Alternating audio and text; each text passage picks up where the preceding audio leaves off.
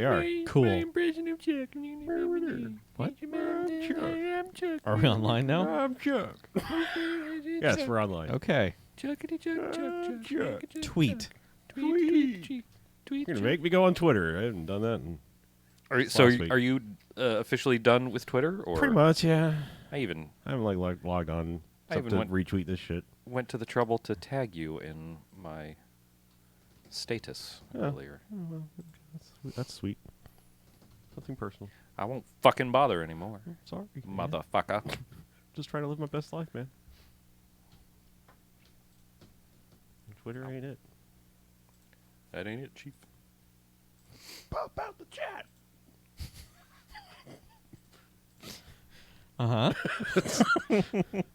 Okay. Yeah.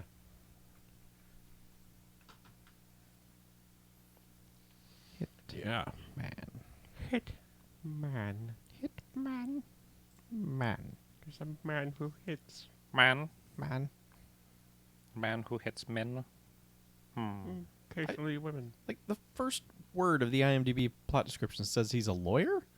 What? Yeah, it does. It is never really clear about what his employment is. Because, like, the dude at the dogfight said that he was a cop once, but other than that, I didn't think we got any indication of what he was. You can see the actual Casey. Get it? The actual Casey. Look, man. It's Birdie. Uh-huh. Bernie would have won. I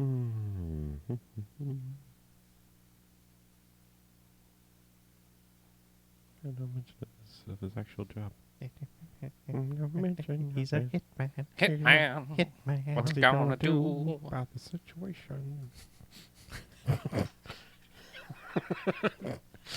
Yeah. He's a hitman.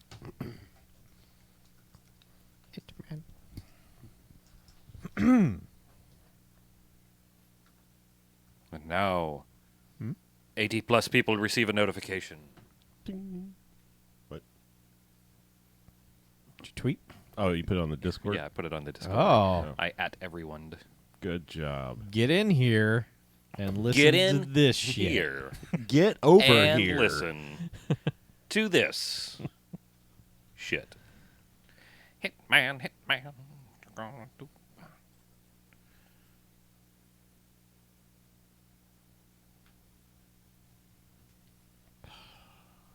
Anybody have a normal fucking plot description that's not like we broke out Hitman. with a source? Hitman. What's he going to do? That's the plot description. Hitman. Hitman. Film. See, Hitman on Wikipedia says he's a hitman. Oakland hitman. Oakland Hitman. But also doesn't really work for the plot either. Because then they were like, oh, you're murdering people now. You're getting a taste for it. How about Oakland Man? Man. Let's just call him Oakland Man. Oakland man. Take him by the hand, Oakland, lead over him where to the the land. That you understand. Right. Voyage to Yeah, this the movie came out sun. at Christmas. Aw. December 20th. Come on, kids. Let's go see Hitman. Hitman. What you gonna do about the season? I don't know. Maybe I'll just stop reading the fucking plot summaries. Maybe this is the day. No, don't. No. Maybe this is the no, day. This could be the day. No, listen here. No. What you gonna do? You know, I'll just start it early. It's tradition, and you don't fuck with tradition. That's right. But I mean, we're coming up on an anniversary. We could do like season 2. When we get to 501, Season 2 of season 2 of the yes, BMFcast. at 501, you can stop reading the plot description. No. No, I will not allow it. No. There's no good plot summary. They're all wrong. Fine. They're all wrong. Fine. That's part of the charm. Is there? Fine, I'll read the IMDb one, and then we can comment about how it's wrong. That's Okay, what we yeah. do here on the BMFcast. Okay. Each and every week we talk about the first We talk about half, the plot summary. good, bad, For the 1 to first 5 half. jocks, robot. Robot Jocks. Jocks. Robot Just Jocks. once Second I half. want to react to Robot Jocks. You can. You don't say anything after you say Robot Jocks. I'll read one. I'll say the 1 to 5 jocks and Robot Jocks, and then you can react. Robot Jocks! There, I got it out of my system. I'm good now. No, we can do it. No, it's tradition. I got to do. Oh, no, all right. Now you're gonna We be can't a fuck with stickler. tradition. Now you're a fucking stickler. You're fucking with tradition. No. Shut up. This is it. Now you're watching the unraveling. Right. We're just like, oh, fuck. Like 1 week before our Swear to God. anniversary, we're all gonna fucking implode. Beat you to death with my phone. Should have got the max. So I can max kill you. Don't hit that man. Hitman. Check what you gonna do about the situation. I don't know. All right.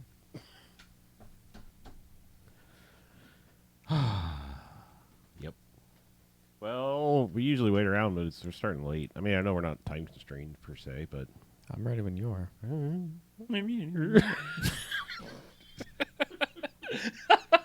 it's so dumb. It's nonsensical. It is. Fucking It really is. burn. This is why we don't get any views, because like I said, the first 10 minutes just goes 10 minutes.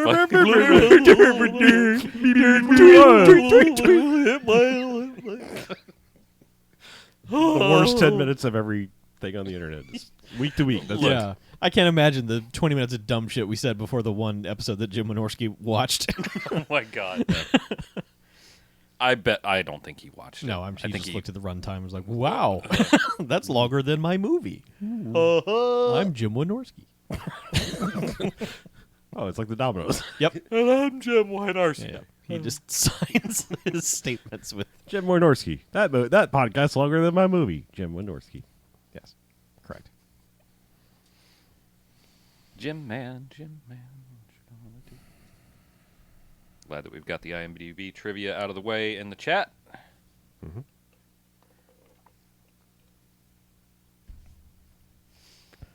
Yeah. All right, let's light this candle, I guess. Okay.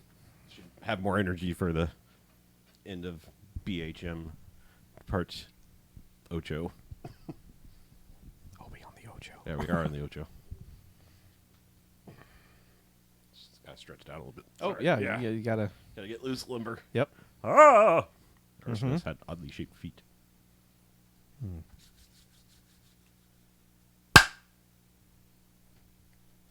All right, and welcome to the BMFcast. Hey, BMFcast. BMFcast. Episode 456. Nice. Consecutive numbers. Yeah. So I'm Harlow, I'm BJ. I'm Chuck. and we were Mackie-less this week. Aw. Boo. However, what we do... However, Peter Brady's going through puberty. Oh my god. Marsha, can you touch my bing bong? What?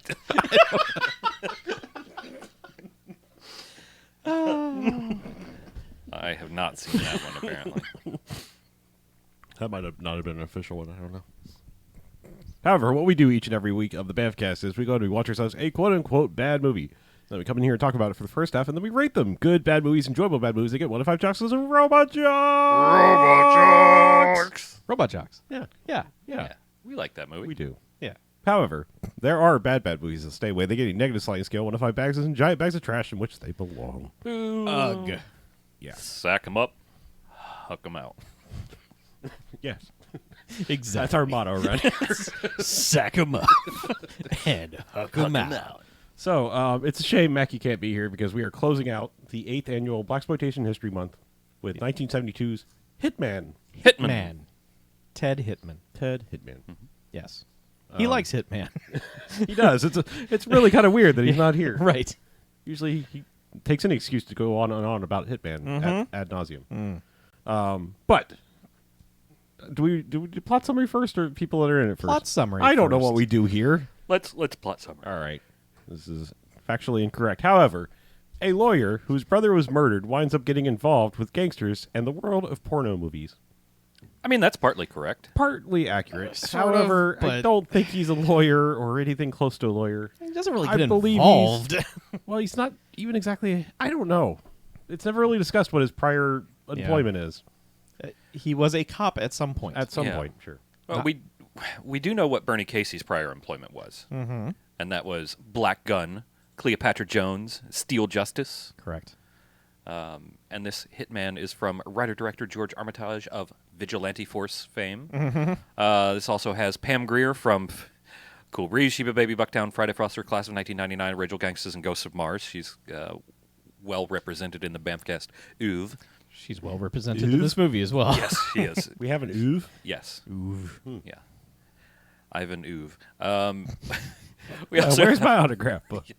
We also have Lisa Moore from Slaughter's Big Ripoff, Uh-huh. Sam Laws from Cool Breeze, Sweet Jesus Preacher Man, Truck Turner, Get Crazy, and a bunch of other stuff that you've probably seen. Roger E. Mosley, also from Sweet Jesus Preacher Man, and many, many, many, many, many others. The list goes on. It's silly. Basically, everyone in this movie has been in a movie that we've seen before. Yes. I think. Yes. Well, these lists are only going to get more ridiculous if we keep going. Yeah. Yeah. Well, none of those were extras, were they? No. Yeah. That extras usually pad out. They our, do, yeah, but no, this was all our alumni. All Yeah. prime. yes. Was not required in this instance. And surprisingly, a lot of Sweet Jesus Preacher Man coverage in this Yeah. one. Also, this is based on a book, the same book that Get Carter is based on. So if you've seen either version of Get Carter, you've seen Hitman, Okay. sort of.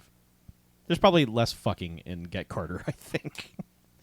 Well, the hitman does hit it, man, quite a few times. He does. It's remarkable how much time they spend focusing on Bernie Casey's ass cheeks. Muscular ass. Was he a tight end in the I NFL? don't know. He's a Because- tight end now. Dead ass. Am I right, fellas? You're right. Yeah. I agree. Sure. Thank Yeah. you. I must respect Right. the dearly departed. Yes.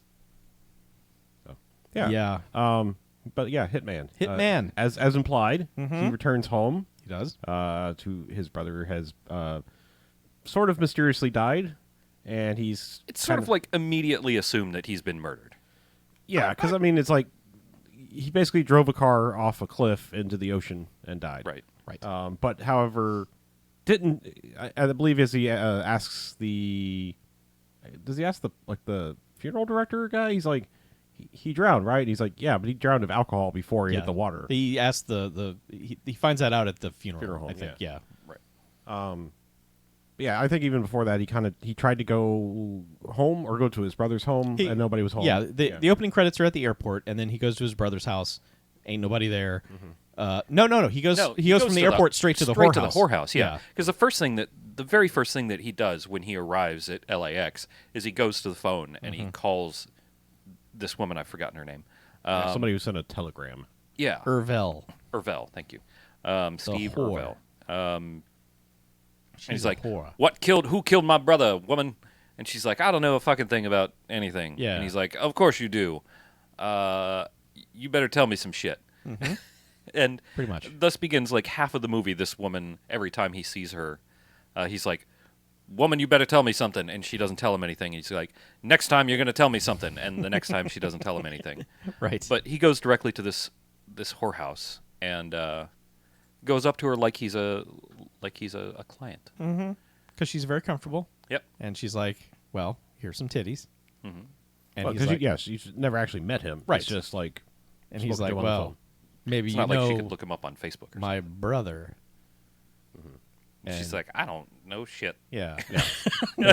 Basically, her entire. there's shtick. a lot of shaking and her going, I don't know anything, and then he eventually is like, you better be at the funeral. And she's like, funerals aren't my scene. He's like, you better be at the funeral. Yeah. So And then he pays her, Yeah. and she's like, Right. fuck yeah, money. Yeah. I'll take your So, fucking yeah, money. he goes home very briefly. Nobody's home, or goes to his brother's house. Nobody's there. Right. And He then, sees some fellas drive by his Yeah. brother's Yes. house. they followed him from the airport, but he Yeah. didn't notice until he got there. But he does procure a shotgun. Right. Yes. a which- childhood shotgun. Yeah. He and his brother had their initials Like a carved co into it. shotgun. Co-shotgun. Like each Well, one, it's a each side one by had a side, barrel. so Yeah, each one yeah. gets a barrel. Yeah. You're right there on that. But he loads that up, takes it with him. Yeah, Oh. he takes 2 I shotgun was gonna shells. say, like, loaded up is 2 shotgun shells. Yep. They But also it's- have, as you pointed out, a shadow box of derringers on the wall. Yeah, Yeah. his brother's. I guess in his brother's room, there's just this little shadow box, and they're like 8 derringers, like you do. I mean, that's what you just have in your house, I guess. Yep. If you're, what was his name? His brother? brother's name, yeah. Something Starts with a Tackett. C. I don't remember what his actual name was. That's a good question because he's probably not listed in the credits. Right, He's 'cause dead he- the yeah, whole 'Cause movie. He's dead the whole movie. He does not appear. Yeah. It was Kevin Costner. Cornell. Cornell Tackett. I don't know.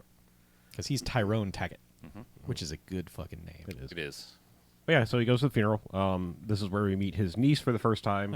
Rochelle. Rochelle. And he, like I said, he talks to the guy, kind of finds out how his brother died.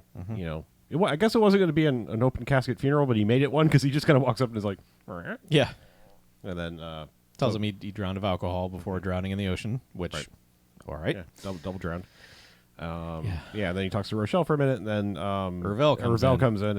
and they sort of know each other. She's not super friendly. The niece is not super friendly towards her. And then, Yeah.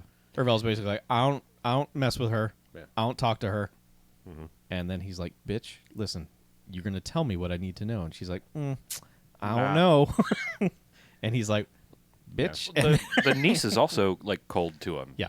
It's not a little bit like it more so in the next scene because like as I pointed out, they only have like 3 pallbearers to carry this coffin Right. and everything. I'm like, that's got to be kind of hard. Well, he's Yeah. a light guy. Yeah, I mean Bernie Casey's a big dude, but Bernie Casey has one side, the other two have the like, other side. but yeah, like 2 more dudes jump in at the very last second and help throw him in the car, and it's Throw him in the car. I mean, Toss him right in do you there. want like specifics? No. They load him gently into the hearse. Thank you very much. Okay. Yeah. It's Sam Laws is one of them. And is other it, guy. Yeah. But they were friends of Cornell. So. Yes. So they basically are like, cool, let's go back to the house and get drunk. Yep. And they're just Good plan. They're drinking and reminiscing, and that's when Rochelle's had enough of this shit, and she just Yeah, just kind of randomly has had enough Yeah. of this shit and throws her drink on the one no, who's she not. she actually upends the one dude's drink into Yeah. his face, and then it's just like, you motherfuckers, and then leaves, and Yeah. it's like, okay. And that guy's like, man, I get it. I'm going to the store. Yeah. And then, so. And then Yeah. And then Sam Laws is like, hey, I got a repo I want to do. You want to go with me? yeah, you can have the car while you're in town. Just help me Yeah. out. And he's like, yeah, okay. And then they proceed. Holy like, shit. they are immediately shit-faced. Well, because like they go in the car he has, and they have to stop at the car wash because you got to look good, and they're just drinking right out of the bottle the whole time, and then like by the time they are done with the car wash, they're completely incoherent. Yep. They're incoherent on the way. Like, like on the way, Sam Laws is driving. And Bernie Casey's in which is the absolute right, because Sam Laws was so fucking wasted already, and he's just like, man, listen, and, and it's just like, what, you're gonna kill somebody, but They are 100% unintelligible. it's comical because it's a good 2-3 minutes of them just fucking babbling. I mean, it's such a strange thing for a side character, sure, but for the hero of your movie to just be this babbling idiot for like 2.5-3 minutes. I mean, it's hilarious. Don't get me wrong, but it's a weird look. Yeah. But goddamn, it's funny as shit. But then we don't even really see them like repossess the car. It's just like then they just have it. Yeah, they just yep. Yeah. Don't need it. Because Sam Laws has a used car lot, and it's one of those like, let's finance people that can't actually afford the car, and then go take it like 3 weeks later when they miss the payments. Yeah, the other guy is in the lot trying to work, and he brings a contract over to Sam Laws, and Sam Laws is just like, nah. He's like, I recognize the the handwriting. handwriting. He's just a loser. He's like, come on, we're trying to get rid of this piece of shit car. He's just like, "Ah." And then like Bernie Casey sticks his head out to talk, and he's just like, hey, shut up, motherfucker. Yeah. It's just It's really good. It's But just drunken shenanigans. Then he's slightly. I think this is when he's slightly more sober and goes inside, or is that later when he makes the call to the? I think that's porno pretty actress? much right now. Yeah. Right in this Because scene. then he like it. it's pretty much right away. The plot of this movie takes a while to sort of materialize, where you kind of It takes understand. like 45 minutes. I would argue it never materializes. Well, no, I'm saying like how the pieces all connect together. Yes. Because it's just like it seems like he's just prank calling a porno actress. Like somehow he has her number, does. but he calls But her. she knows him. Yeah, she does. Yeah. Yeah, She's fucking him. It's yeah, she is. But I mean, it's like then like the producer guy or whatever comes out and she's like, I don't know who that was. Prank caller. But yeah, he's like basically like phone sexing her while there's like a mother and her very young daughter attempting to buy a car in the background, and then he's just like, I want your chocolatey tits all over my face and everything, and, and the mother's just like, you to put those yeah. and then big brown titties right in my eyes. yeah. Because she says, I see, and he says, I can't with your titties in my face. Yeah. And the mother just ushers this kid out, and the kid's like, wow. Yeah. But then, yeah, it's like prank caller. We're like, what the fuck was that? Because he's off on another adventure at this point. Sure. I think this is when he goes to see the mob boss right after, right? Like, Yeah, which he yes. apparently maybe used to work for in some capacity. But they clearly do know each other. yeah, but there's an Italian mob boss named Zito, Nano Zito. and it's more complicated. Oh god, I'm skipping a whole scene. I'd rather wasn't in this movie, but Oh, the right. way he gets to Zito is he's like, I'm not going to go directly there. I'm going to go fuck with his limo driver. Yeah. and his limo driver is hanging out at an actual dogfight. Yep. And it's two Spuds McKinseys that Yep. are fighting, and they show way too much of it. Yes, they do. I mean, granted, it's not real because everything in this is Technicolor dream paint, blood, I do believe they painted those Yeah, dogs, but I still, know. Still, it's two dogs like rah, at It's- each other, and then making hurt noises and shit. it's entirely too much implied dog violence. Right. Yeah. But yeah, he basically. Like, I'm sorry, that's not a keyword I check for because who the fuck puts dog fights in a movie? But now I know. George Armitage, you son of a bitch.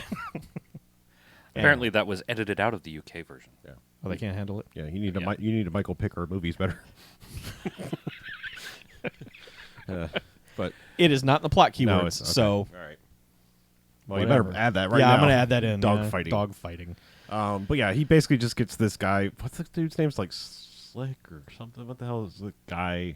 Swift. Yeah, Swift. Swift Merriweather. Yeah, Swift is like he's a limo driver, so he's dressed like an all white tux thing, and like he's just constantly calling him like Shag. Oh, that's Shag, That's not Shag? Swift. Yeah. Yeah. Oh, that's right. No, Swift is the Is the- fucker. Yeah, I'm sorry. Swift is the he's the gentleman of the porno movie. he's the Yeah, Yeah. well-endowed porno gentleman that also runs a fucking wild animal sanctuary out in the middle of the yeah. This movie's fucking wild. canyons. This movie's crazy. Yeah. But yes, sorry, Shag. He goes and fucks with him for a while, and then basically like taunts him enough that he leaves. Yeah. Trying But to then get he's magically in the backseat Yeah. of the limo as he leaves. and at some point apparently pulled over, kicked him out of the car, took his clothes, and then just like drives up to Zito's house and gets let in because he's in his limo and Right. just wanders into the house. And then I guess he literally just wanders into the house because then Shag comes in like, that motherfucker stole my car, and he's like, where is he? Who is it? And then he comes out and he's just like, hey everybody, and Zito's like, oh, it's you. Oh god damn it. Get All the right. fuck in here. Yeah. Let's go have a drink. Yeah. And so it's like,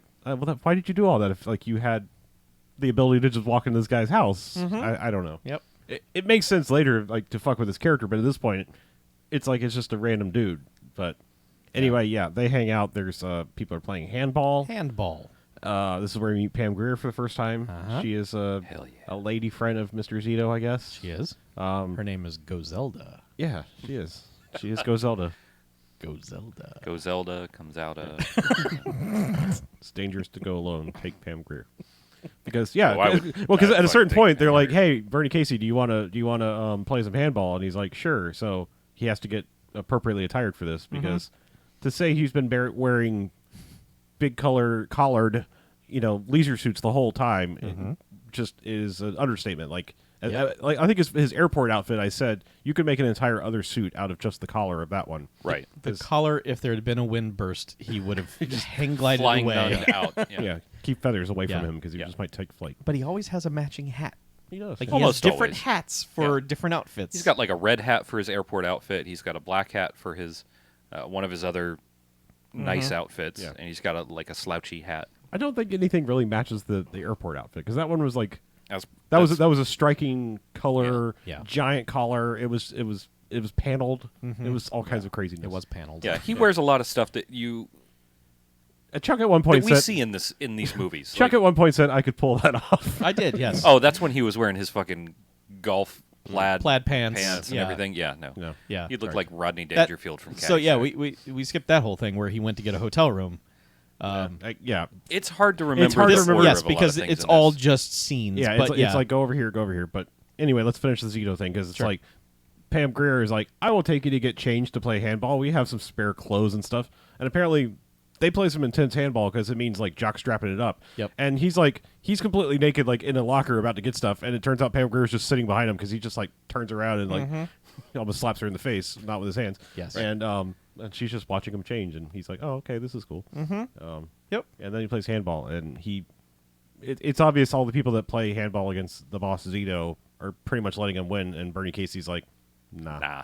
I've got a foot and a half on you. I'm going to beat the shit out of you. While Also, I was a professional football player, Yeah. and you're this like doughy mob boss piece of shit. Yeah, but I mean, like, also, I don't think he's just like trying to play to win. I think he's giving this guy shit. Like, he's just super amped up and angry and doesn't know who killed his brother, so he might as well slap this guy around. Yeah, giving him the business Under the pretense of competitive handball. Yeah, which he eventually has enough of that shit, and he's like, he sends Shagan to hurt him, and he's just like, bip, and then like, nope. Yeah.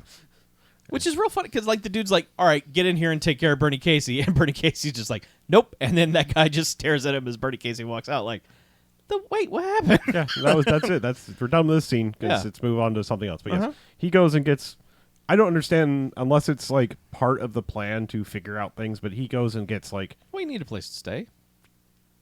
he could have stayed at his brother's house, I'm pretty sure. Yeah, but his niece was kind of just cold to him, and Yeah, but it didn't sound like she was going to stay there. Because, like, that was the other thing. yeah. It was, like, immediately he's like, where are you going to stay? And she's like, don't worry about it. I got friends. well, also he kept looking out he looked out the window and he was being shadowed at the place, so he was like, I need to. So let's go to the seediest motel possible. But, yeah, he gets, like, I mean, this.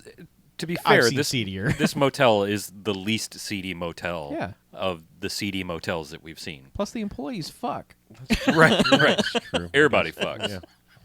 Yeah. But, Yeah, because this is the place is run by Laurel, who is Lisa Moore, and she's like, "Ooh, a man! Let me show you to your room, sir." And it's like, "Here's the finest room we have." Flip on the 1-watt light bulb that's in this room. Right. The singular 1-watt white bulb. Yeah, White bulb. white bulb.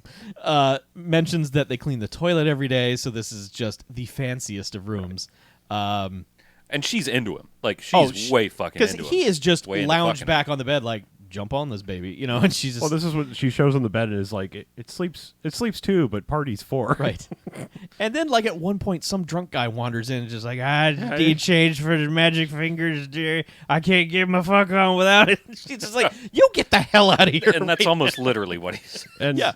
just for point of reference, because there are some younger people listening to this, Magic Fingers was a thing. They had coin-operated beds Yeah. that, like, you put a quarter in and it vibrated for Yeah. like 10, 15 minutes. You know those chairs you sit in at the mall? They used to be disgusting.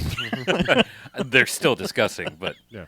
they're no longer in seedy motels. They're just in malls. They're in the mall. Yeah. So, yeah. Yeah.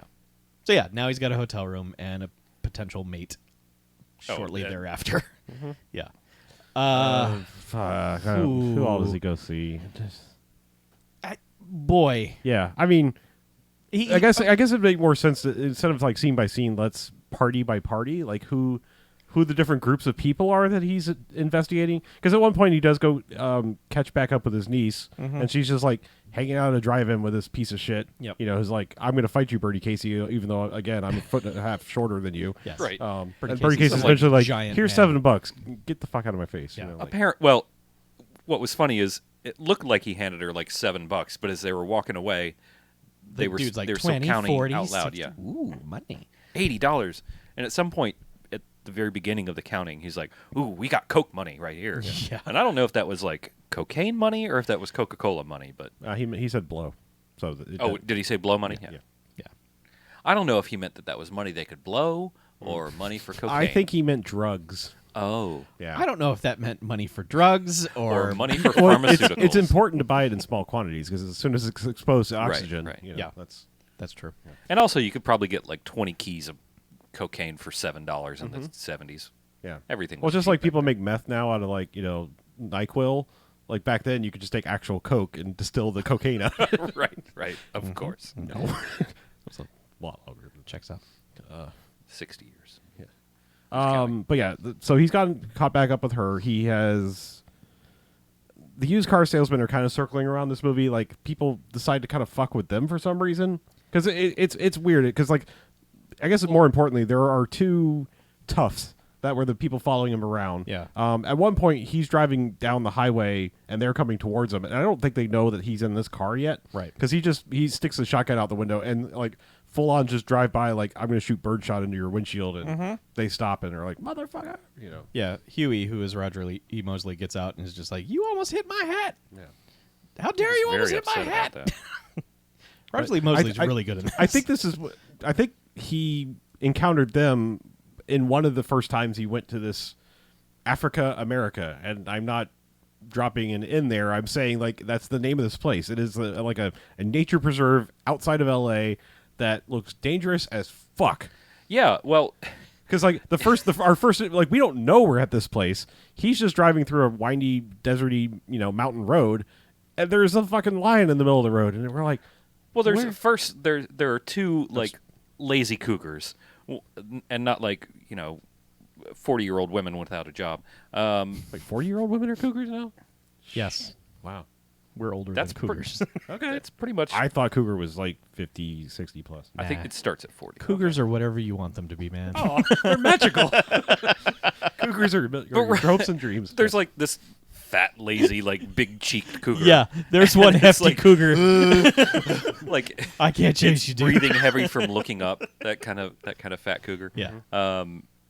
That just like looks at him, and then there's a lion almost in the middle of the road that just gets up like as if to salute Bernie Casey as he drives by. He just stands up and is like, but we don't know what's happening or where we are. This is our introduction of like why are there big cats here? like I know that like in the hills of the Los Angeles area, they're mountain lions and cougars and shit. I saw Birdemic. Yeah, right.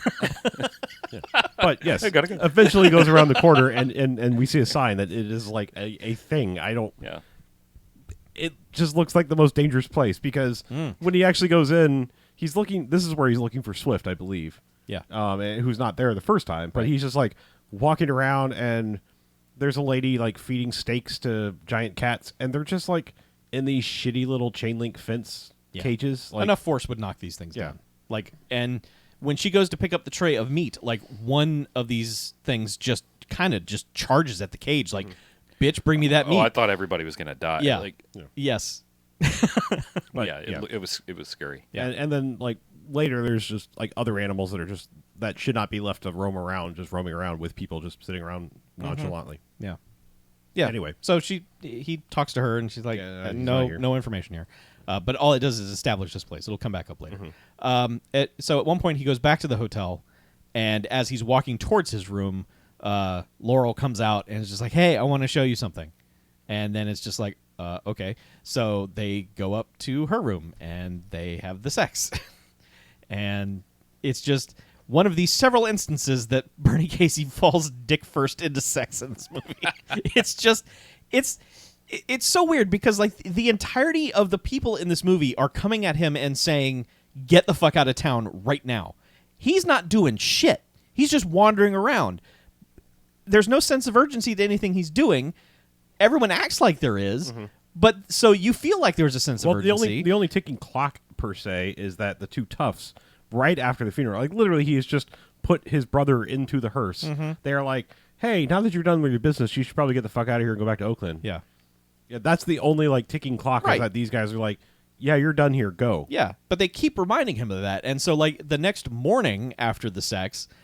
There's just somebody wailing on the door, and it's Sam Laws, and he's like, what's going on? He's like, they're here, they're down here, they have to talk to you.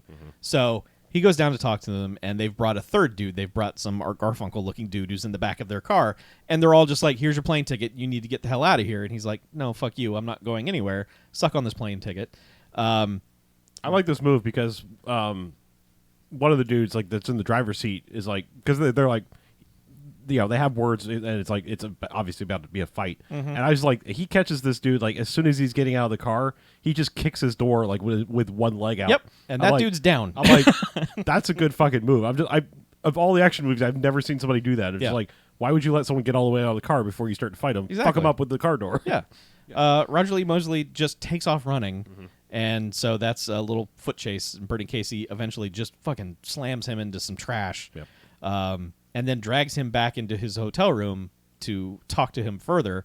And Sam Laws is in the room as he's getting beat up, and just like, get him, hit him, do it again, kill him. Kill him, Bernie Casey.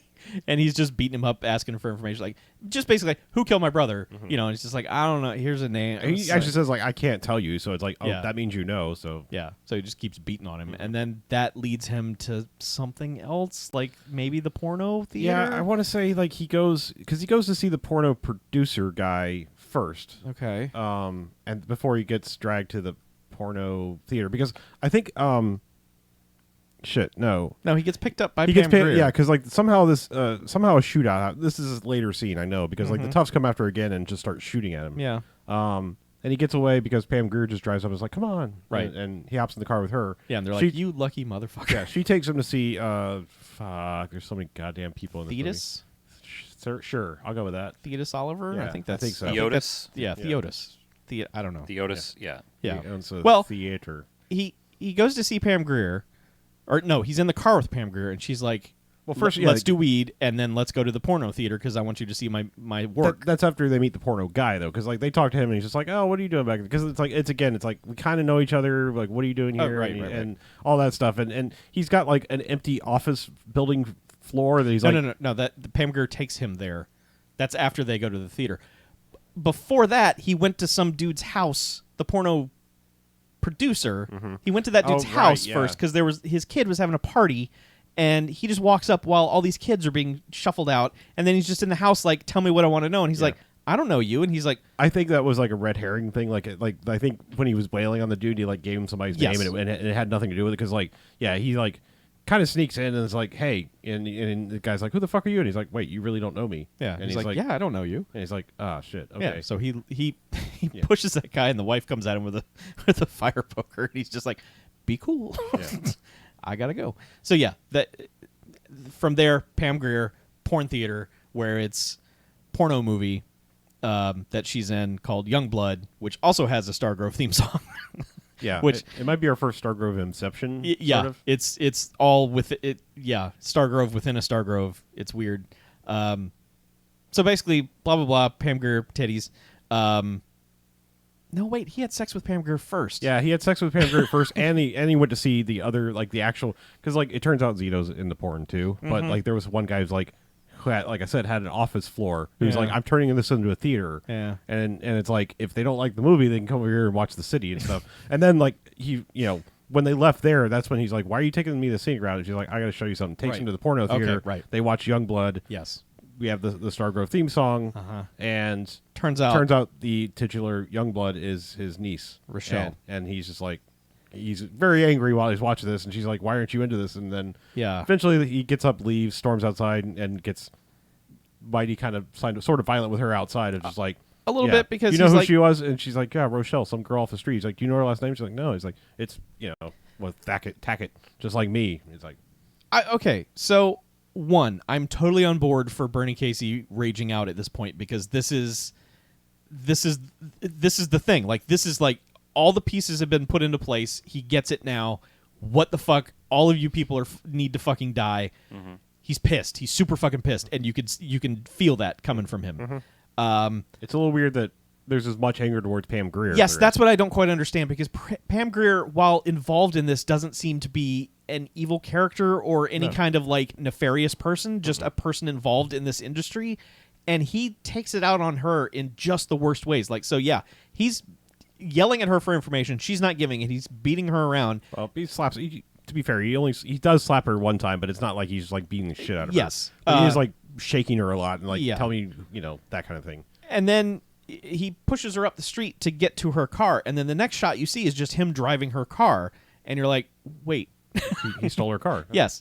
And then that's when Roger Lee E. Mosley and the other dude show back up again and shoot at him a couple times, which hits the trunk, and I don't know, he gets away somehow He from that. just kind of ducks behind it, and they're like, they just take it. Right. Do we know who it is that comes out of the house? Because do we see that it's him, like specifically? Because we see somebody come out of the house, shoots at him, and then like just takes off. Yeah. Because that's when he goes in and finds Rochelle dead. Right. In her house. I guess where she was staying. Right. I think it was implied that it was what's his name. I'm just saying it could have also been the scumbag younger kid she was hanging out with. Because you don't know how deep this actually goes. Yeah. But anyway, somebody just murdered her, so now he's 110% pissed. She's in the trunk, by the way. Yeah, turns out, because he goes back outside after fighting his dead niece, and then opens up the trunk, and it's just like, "You still alive in there, Pam Grier?" Because I should probably check since they shot at the trunk. Yeah. She is. I figured he was going to open the trunk to a dead Pam Grier, and that would be like, oh, you got dead because of this. Yeah, oh, well. incidental died. But Yeah. no.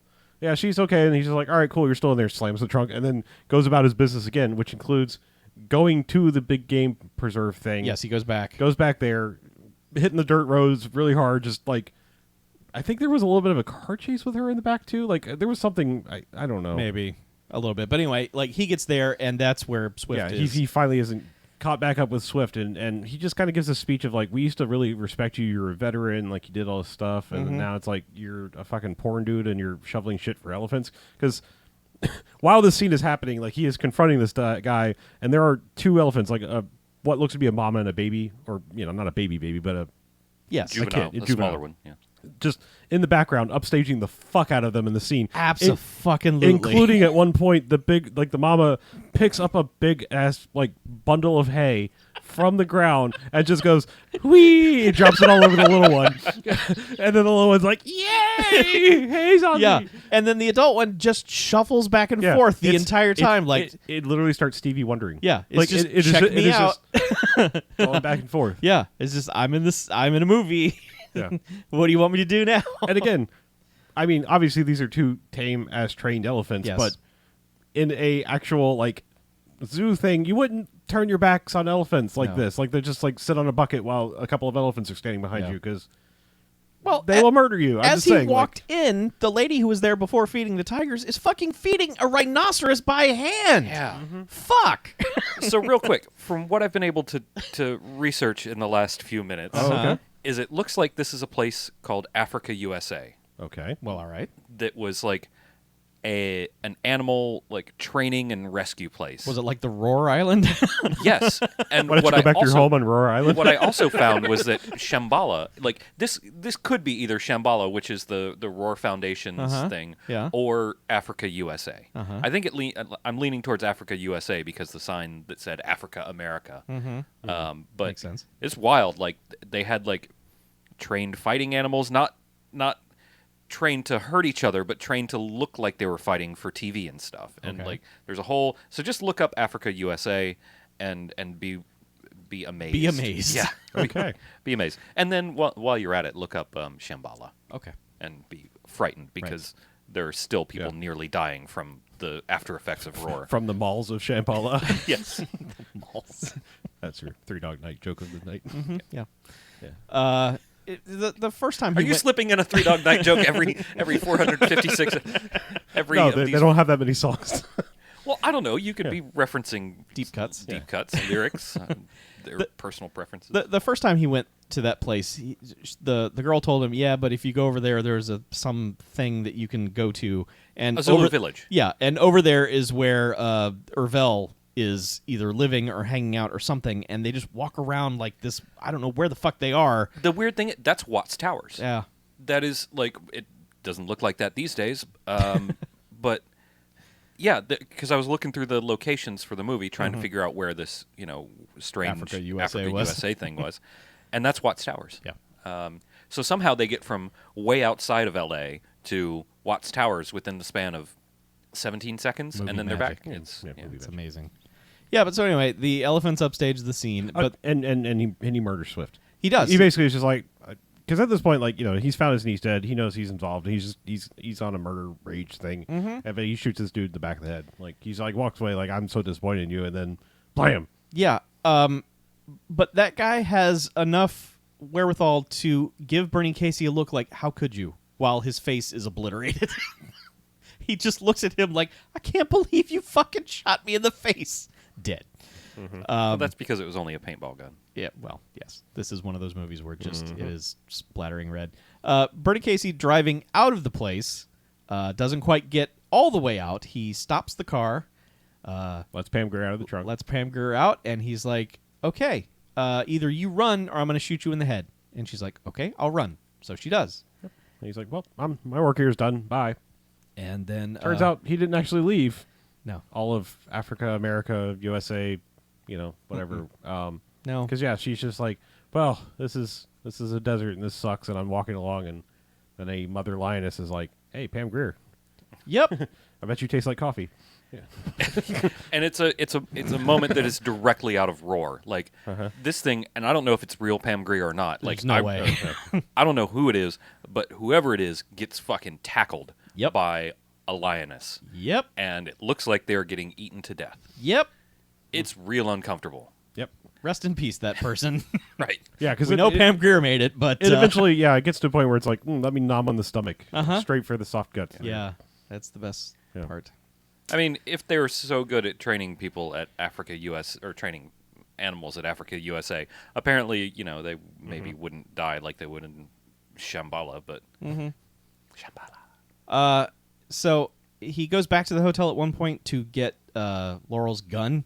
He gets her gun from behind the counter. Oh, that was even before this. He loaded up before his murder. That's the gun that he used to shoot all of the people he shot but so far. He also at one point had sex with her again, like after the bad guys came and busted up his room and busted her up and everything. And he's like, they're having an antagonizing conversation back and forth about like, you're the reason they did this, and but I also got beat up and blah blah blah. And then he's like, ain't no thing, baby. And then they fuck again, But when he comes back for the gun, she's like, what the hell are you doing? And he's like, look, you're the only one left. Let's keep it that way.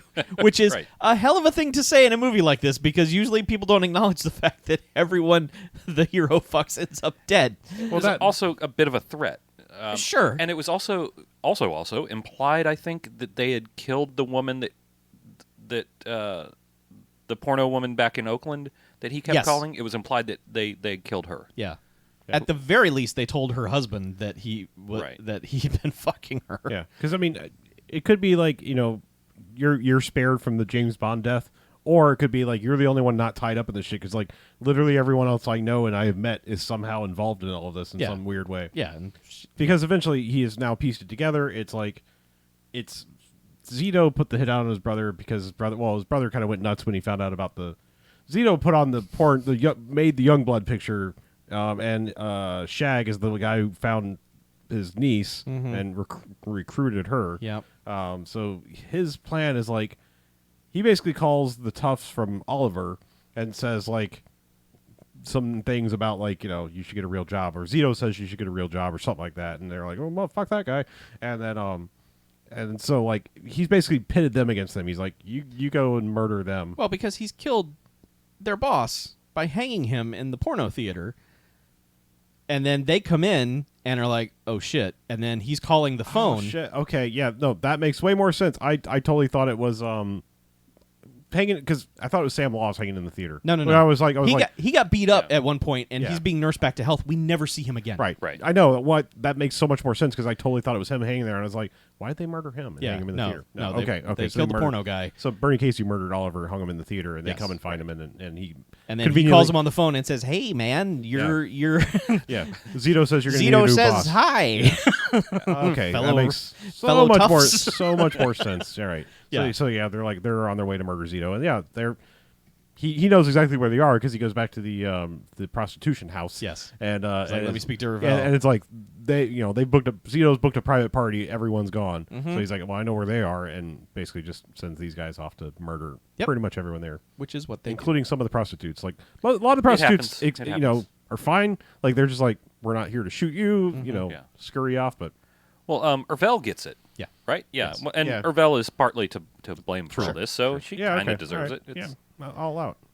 Yeah. She was in fact in the hot tub. in the Youngblood scene. Hot tub. Like in the bit of Youngblood that they showed, Correct. she was holding Rochelle down. Yeah. And like so All out. But she's the one that gets murdered in the hot tub. And the best thing about this is like the dude comes in and just like murders the Italian guy and Rochelle that are in the hot tub. Yeah. And then like after they're both dead, he goes and like turns it on full blast and walks out. Yep. Yeah. So it's just like it pushes gonna pushes make pushes a them in the center of the hot tub, and then they're just like their dead bodies are just bubbling around. One guy just pops into the handball court. The two dudes are just sitting there playing handball, just sprays the room with bullets. There's and a lot they're of dead. good like 70s action movie spray, Yeah. like automatic gunfire spray. Yep. It's good. And they murder Zito. Like Zito gets he begs for his life, but he gets like a bajillion bullets. all in it. 5 guns. Yeah. He gets it's like a gallon of tempera paint is sprayed on him. Yes. So good. he's dead. They're all So really, dead. all that's left is like he had also called Zito the night before and was like, "Hey, I know everything that happened, and I will let it go if you give me Shag." Mm-hmm. So he's like, I need him to make an early delivery at 6 a.m. at the whatever foundry place, Right. because I got an early flight. He's like, "Oh, okay, I got you. Yeah, all right." Yeah. Zito's, trying to protect his own ass, so he agrees to it. So he's like, "I know they'll take care of all of them," and then he's just like, "It's just me and Shag," and he just goes to this refinery place and is waiting for him, and then they have sort of an extended chase. Like he's got his double barrel shotgun, and offers the guy a drink. And he's like, "Fuck that, I'm running," and so runs like all through this like conveyor belt thing and stuff, and then eventually like sort of slips and falls into a train car full of like coal or gravel or something. Well, This he is like a catches- coal conveyor of Yeah, some sort. I but don't know how it... He catches up to him at one point, and they have a back and forth where. He's like, "Yeah, you got a taste for it." Blah, Yeah, blah, and Shag's just like, I'm not going to die in front of you. He's like, no, I'm not going to die in front of you. Are you crazy? I'm not doing that, and He jumps down into this it coal falls conveyor. as he gets shot one time, like in the leg or something. This actor takes a pretty significant fall down into this coal train car, and then he's just Coal like, train? and then he's just shouting at Bernie Casey, just "Fuck you, man!" And then as the train slowly rolls under where Bernie Casey is, Bernie Casey just shotguns him in the chest, and he's dead. And then Zito, before dying, had also made a call. Man, there's so many pieces in this movie. Yep. But he made a call to a dirty cop who is please tell me his name. Guy from Die Hard. Well, yeah, and like Breakfast Club. Right. Paul Gleason. Yes. Holy shit! I didn't even look that up. It just Good popped job. in my head. Thank you. Yeah. But yeah, he Who makes must be a friend of George Armitage because he also popped up in Vigilante Force just as Guy, and it's just like, all right. But yeah, he He's makes a also call. like 20 years old in this. He makes a call to dirty cop Paul Gleason. Dirty cop Paul. And I guess he was like, take this guy out. And I don't understand how Paul Gleason knew this was the time he's going to go to the beach and throw his brother's ash box. We didn't even mention that he got cremated and got into this little tiny box, but Yeah. said like R.I.P. brother or something like that. But brother, It was just like it was his name, and it his said name, R.I.P. underneath. R.I.P. Yeah. But, It's an yeah. appropriately sized box. but like he's like got a sniper rifle on him and is about to shoot him, and then like I guess he hears this car radio or whatever. It's like, He knew he was going to be at the refinery. Yeah, Zito told him. but Or whatever like that was was. the ocean? I know there was water right there by the refinery. well, but he followed him. I guess so. Yeah, all he- right. Probably he just- followed him probably over just there. followed Okay. him, Yeah. Yeah, but yeah, he's got him in the crosshairs. He's about to shoot him, and I guess his car radio's on, and he hears that, or his police radio is like, multiple Well, he things. hears like multiple homicide. He's like, whatever, and then Yeah, he hears at multiple Zito- homicide at at Zito's- Zito's house, and he's he's like, like, yeah, still whatever. And then the radio's like, nope. Zito's dead, and he's like, I'm Eh, free. well, never mind. I don't have to do Yeah, this. our hero sort of almost got murdered at the Yeah. end of the movie, and then didn't. and then- Which the era that this movie came out, he could have very easily had been shot, and that's how the movie would have ended because that's what the fucking 70s were all about. But yeah, no, The Paul Easy Gleason, Rider ending, like, but Paul Gleason's just like, I don't work for anybody anymore. I'm a good cop again, and goes about his business. And Bernie Casey chucks his brother's ash box. He just throws the fucking box. Yeah. He must have seen Big Lebowski. He probably did. Yeah. He time traveled, watched The Big Lebowski, knew what Because would it was a happen. windy day. Yeah. You don't want to open Yeah, that so he- Ziploc bag. He flings that into the ocean. it was a and then- coffee can. Big Lebowski was a coffee can. That's right. Yeah. I thought there was like a Ziploc bag. Coffee in the got canned like 2 scenes earlier by the line. I got you, Nicely yeah. done, Chuck. Way to Way to bring swing in the coffee jokes. I got it. Yeah. The movie ends. Movie Yeah, ends. yeah. There's some funk and like 9 seconds of credits before we go dark. Yeah. Here's the cast. Go home. I know we skipped stuff. I'm trying to think if there's anything important we skipped. Probably. We skipped what's her name? Laurel's motto in life about how she likes her men. Oh yeah. Oh, right. Proud and erect. I mean, She's not wrong. No. Yeah. it comes up a couple times after that. It stays up. Yeah. Yeah. It's where Bernie Casey is ready to go at a moment's notice just for any. So am I. Yeah, really. What are you like like a crank start or something? Yeah. Yes. I have to use the Reebok pump. Right. I had it installed. I'm a Chuck's 90s got to kid. fill out a fucking 90-year-old. Got to put a prop on your cock like the Wright brothers. Yeah. This is a rubber band. He's got to let it warm up. You wind it. But first, he's got to fill out forms and submit them to the. Oh yeah. It's like the old, toy cars that you have to pull them back and then. Got to put this TP-ness report. Yep. It's solar powered, actually. I have to Oh, yeah. hanging out in the sun for a You while. like fucking Superman? You go lay out in the sun to charge your dick up. I can't get hard without the red sun of Krypton. All right. Yeah. Stop talking about my dick. All right. I mean, Or else I'm just going to whip it out. I mean, we're Yeah, I'm done talking now. Okay, good. Yeah. Good night, everyone. Yep. We're gonna see Chuck's dick. Yeah, I don't know. So double Stargrove, right? Yep. Yeah, the weirdest Stargrove. I mean, I will say this about. I feel like our Stargrove standards have gotten real low. Like, if there's any mention of anything that happens even remotely related to the movie, we're just Yes. like, oh, give it a Stargrove. Yes. Having said that, I don't know how much this movie's theme gets a Stargrove. It's fairly generic. I agree because it's Hitman. What you gonna do about the situation? That's the main lyric. Yeah, it's not like Hitman goes to a shitty motel, gets laid by the proprietor. Yeah, but the whole movie is what is Hitman going to do about this situation? That's why Right. I think you're being way too I'm liberal gonna about allow the. it because the Youngblood Stargrove Inception was so spot on. Yeah. But I was gonna. Yeah. It should get it for the Youngblood thing as a very weird, like, meta Stargrove, not necessarily for the main theme. I'm just awarding it the whole movie. I will say, by Stargrove standards, the main Hitman theme, it's a little weak on the Stargroviness. It's only got one lyric. Yeah, it's also catchy though. It's like Bucktown. It's It is. like, yeah, but okay, then they just stop talking about anything. Yeah. Yeah. Anyway, Anyway, yeah. other ratings. Yes. Ensign Award? No. No, Yeah. nobody freaks out. I feel like we haven't given out an Ensign Award in Yeah, nobody's really freaked out like they should. Yeah. Why hasn't anyone freaked out? Like that. I don't know. Yeah. I don't know. You're welcome. I I'm guess calm now. I guess I'll go since no one else wants to. Yeah, you. Yeah, you. This is a weird one because like it's a movie that to talk about is kind of sounds incoherent. I mean, but And it sort of is for the first. it is until you 60 start minutes. to piece it together. I mean, it's almost like a Shane Black movie in that way, where it's like, but Shane Black movies are like you're entertained until you understand what's happening. This one's like I'm a little lost, and then okay, people, all right, this all makes sense now. Mm-hmm. But I was still entertained, like with everything that was happening. It was. I know a little bit of it is like the just kind of gawking at the 70s and like, man, things were fucking crazy then, weren't they?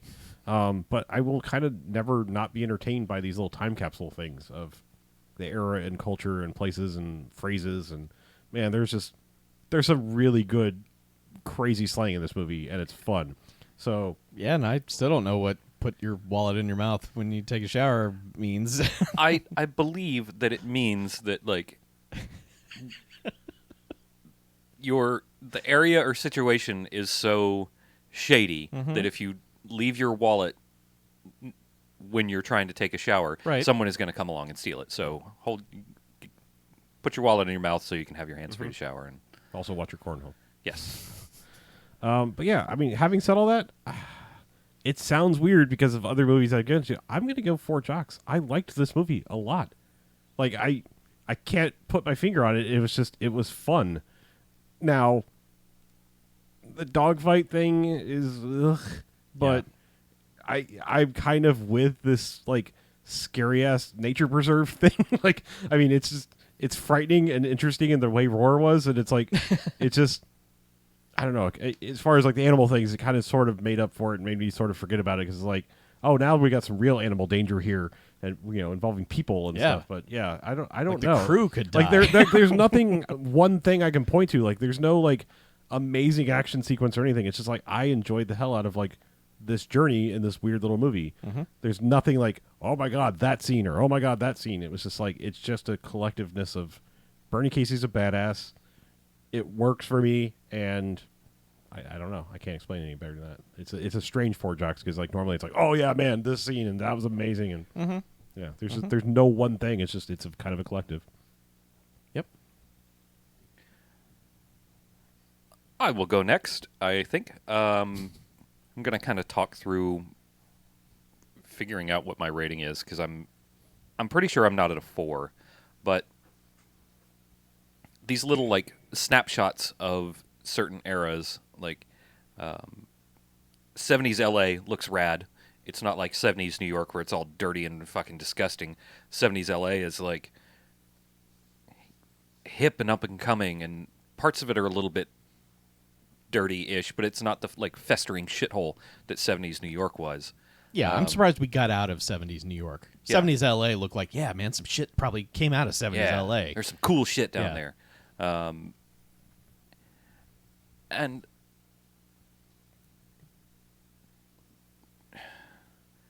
like narratively, this is a little bit of a mess, especially like I've said a couple times. The first like 45 to 60 minutes, it feels like we're just watching something happen at another location with no rhyme or reason behind it, and the movie knows what's up, and maybe one or two of the characters knows what's up, but it doesn't seem like Bernie Casey has any idea why he's going to any of these places either.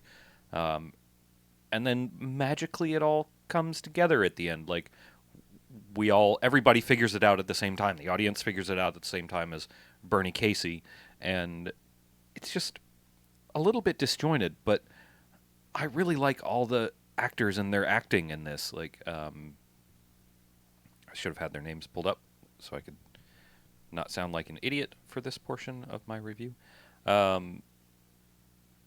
Like Sam Laws, I really liked Sam Laws. I thought he was pretty excellent. Fuck the other guy, not like fuck the other guy, but Roger E. Mosley, Huey. They're all just like super good characters, and Bernie Casey is cool as shit. It's fun to watch these things happen, even though you're not really sure why a lot of it is happening or where it's going or what it's doing. And then somebody almost dies from a lioness. So I guess 3 jocks. I guess I'll put 3 jocks on it. Okay.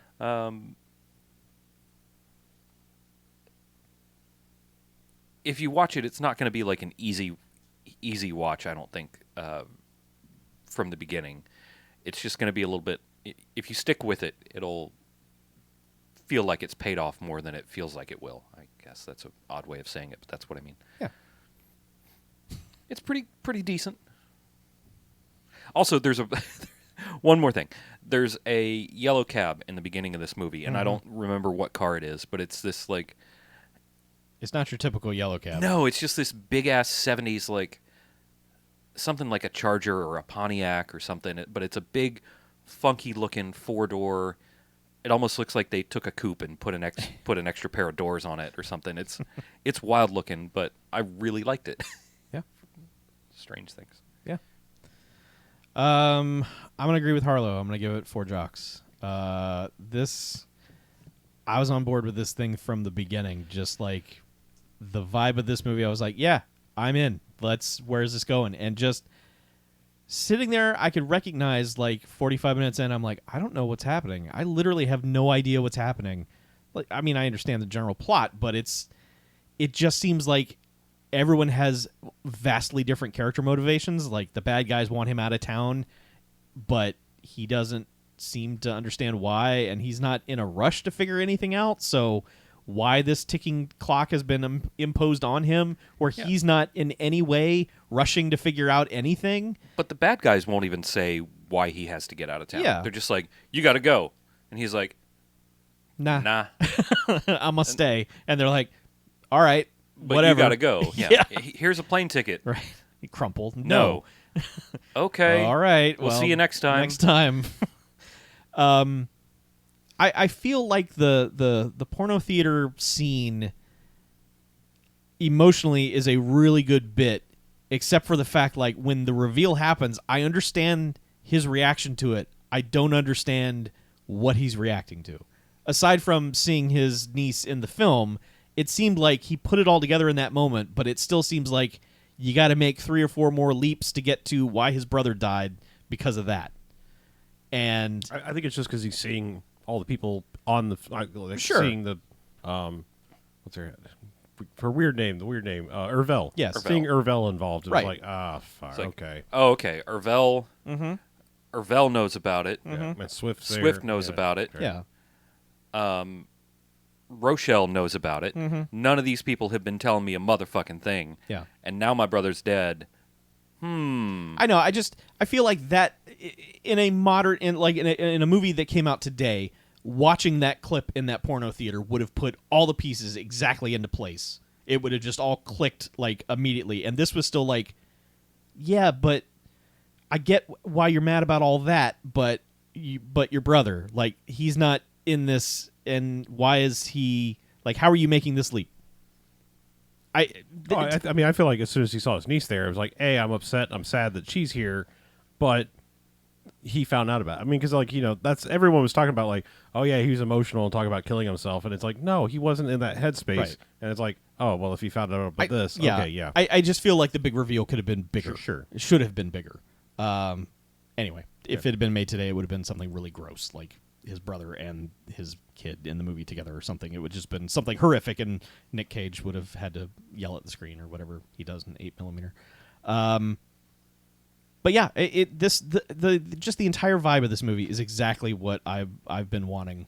You know, it's the thing that I was worried that we had seen all of, like there weren't going to be any more of these. This is another one of these where it's just like, man, that is a good time. That is, you know, I would cut that dog scene right out. Like, I want no part of that. And if I ever watch this again, I will skip right the fuck past that. But everything else, man, it's good, you know. And Pam Grier titties, can never complain about that. She's a mighty fine woman. She is. So, Indeed. this movie doesn't skimp on the titties either. I mean, No, like that's pretty much every actress is just Yeah. right there. So anyway, I feel like titties. If you want to see the titties of any of these women, Or if you want to see Hitman. Bernie Assy. I mean, yeah. Yes, this was equal opportunity nudity going on because Bernie Casey's just swinging. So We did get a little shadow of little Bernie. little dangle. Yeah. All right. All right. Well, let's take a break, shall we? Okie dokie. Unbreakable. You watched Unbreakable? Nobody's alive, damn it. It's a miracle. No, I've finished Unbreakable Kimmy Schmidt. As did I. I feel like I watched. Oh yeah, I watched the Han Solo movie. Oh, Didn't you talk about that? No, I haven't seen it yet.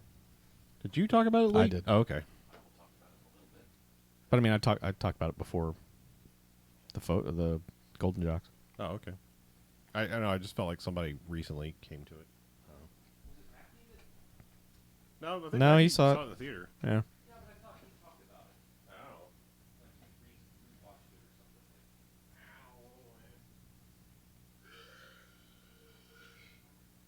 or something. Christ. Well, you're welcome. Not smarten up the. Thanks, Mackie. Wait, was Mackie part of the studio? Yeah.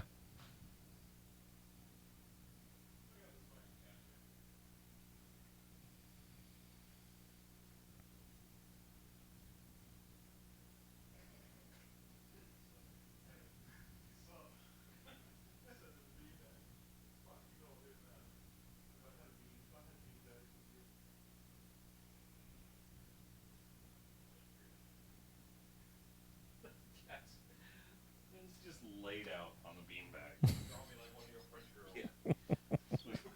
Got the legs up. Hello. I see you are checking out the beanbag. Get a load of this pussy.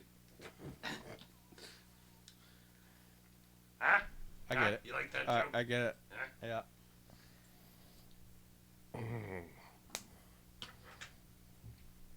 All right. I've seen some movies, so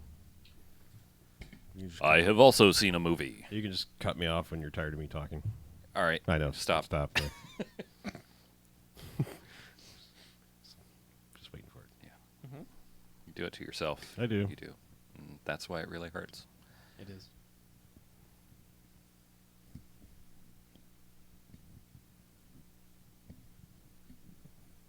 Trying to break some more mic arms. Marms. Breaking this one in. Oh, okay. Mine was never really broken. All right, let's do this. I know I've seen the newest movie because it's in the theater, but I can take a break when I talk about some other things. Mine are all old. Okay. So you saw. Yeah. Okay. Yeah. You go first. I'll go next. I saw some other fairly new movies, but I can take a break. All right, welcome back. Hey, Hey, BMFcast. BMFcast. Second half. Man, got some stuff to cover. We do. Let's get We to do. it. Yeah. I think I saw the newest movie because it's in a theater and it's less than a week old. I went and saw Alita, Battle Angel. Ah, you saw a Japanimation movie. I did. I saw an anime film thing. Anime film. So first off, I like on the surface, like seeing the previews, I was just like, I'll probably see it because it's Robert Rodriguez and James Cameron making a thing together.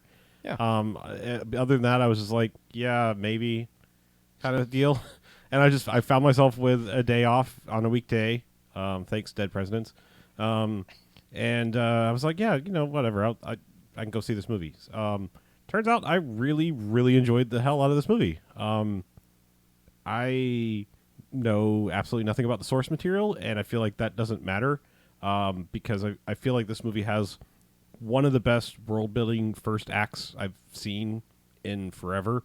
Part of that could have been coming off the BMFcast Extra movie I had watched the day before. Yeah. Of talk about terrible world building, and then just like, I don't know, figure this shit out. It doesn't make any sense. Uh-huh. In Kroll, Yeah. just because you're paying attention, because I know some people listen to this at different points in time. Mm-hmm. But yeah, having watched that the day before, it was like, wow, this is a terrible example of world building, and Alita is a fantastic example of world building. Like by the end of the first act, you're like, got this, let's do this. Like I know what's happening, it's crazy, but I am in. Okay. I'm not saying it's perfect. Like it's got a couple of like near cringy moments. Like there's one or two scenes that's just like, that doesn't play like you think it should have played. But by and large, it's really good. Okay. Trying to think what else is important without being spoilery. The eyes. The eyes, yeah. Like Alita herself is a unusual character design. Is she a battle angel? Eventually? Okay. She becomes a battle angel. Okay. Yeah, I mean the quote unquote uncanny valley CG-ness of her fades after like 2 minutes, like at most. Like it's just like very shortly into the movie, you're just like, yep, that is a person or a Is she the only one with weird eyes in this? I haven't seen the trailer or anything other than the only thing I've seen is like a poster and there's a fucking Arizona iced tea can that has Alita Battle Angel on it, which really confused me. Yeah, it is strange. Yeah, I mean, no, they did a fantastic job with her. Like, I mean, like I feel like Rosa Salazar it's weird because like I have thought she was really good for a while, and it's always one of those like, I wonder why she doesn't get more like bigger roles. Like I just like where I've seen her, I'm like, you're really good, and you should be in more things. And this is, I think, the first time I've ever seen her in anything where it's like, you're the star, and then it's still like, okay, well, you're the star, but you're gonna look weird. You're gonna kind of look like you, but we're gonna give you big eyes, and you're gonna be slightly more plasticky than you actually are because you're supposed to be an android. Yeah. That's not a spoiler at all. Like, like literally, like I don't know. the beginning of this movie, he finds part of her in a scrap heap, or Christoph Waltz that is, and reassembles her. I didn't even know Christoph Waltz was in it. Oh, well, now you do. Now I'm double spoiled. Yeah, I can tell you the rest of the cast too if you'd like. Pretty mad. But no, the cast is good. Like there are people in it that like I didn't even know were going to be in it, so I'm not going to spoil them because it's like it's fun when they show up. But like the main ones that you've seen in every trailer are her and Christoph Waltz. I think there might be some brief shots of a couple other somewhat bigger named people, but it's not important. A lot of them are. I was surprised to find out French Stewart was in this. Yeah. Well, they just had to counteract the eye thing, Right. Yeah. Balance. Bring balance to the force. But no, like I read something that was like what they did, like just the leaps and bounds in technology that they've made from like even something like Avatar till now is like they put as much detail in her eyes alone that they put in the entirety of the Na'vi in Avatar.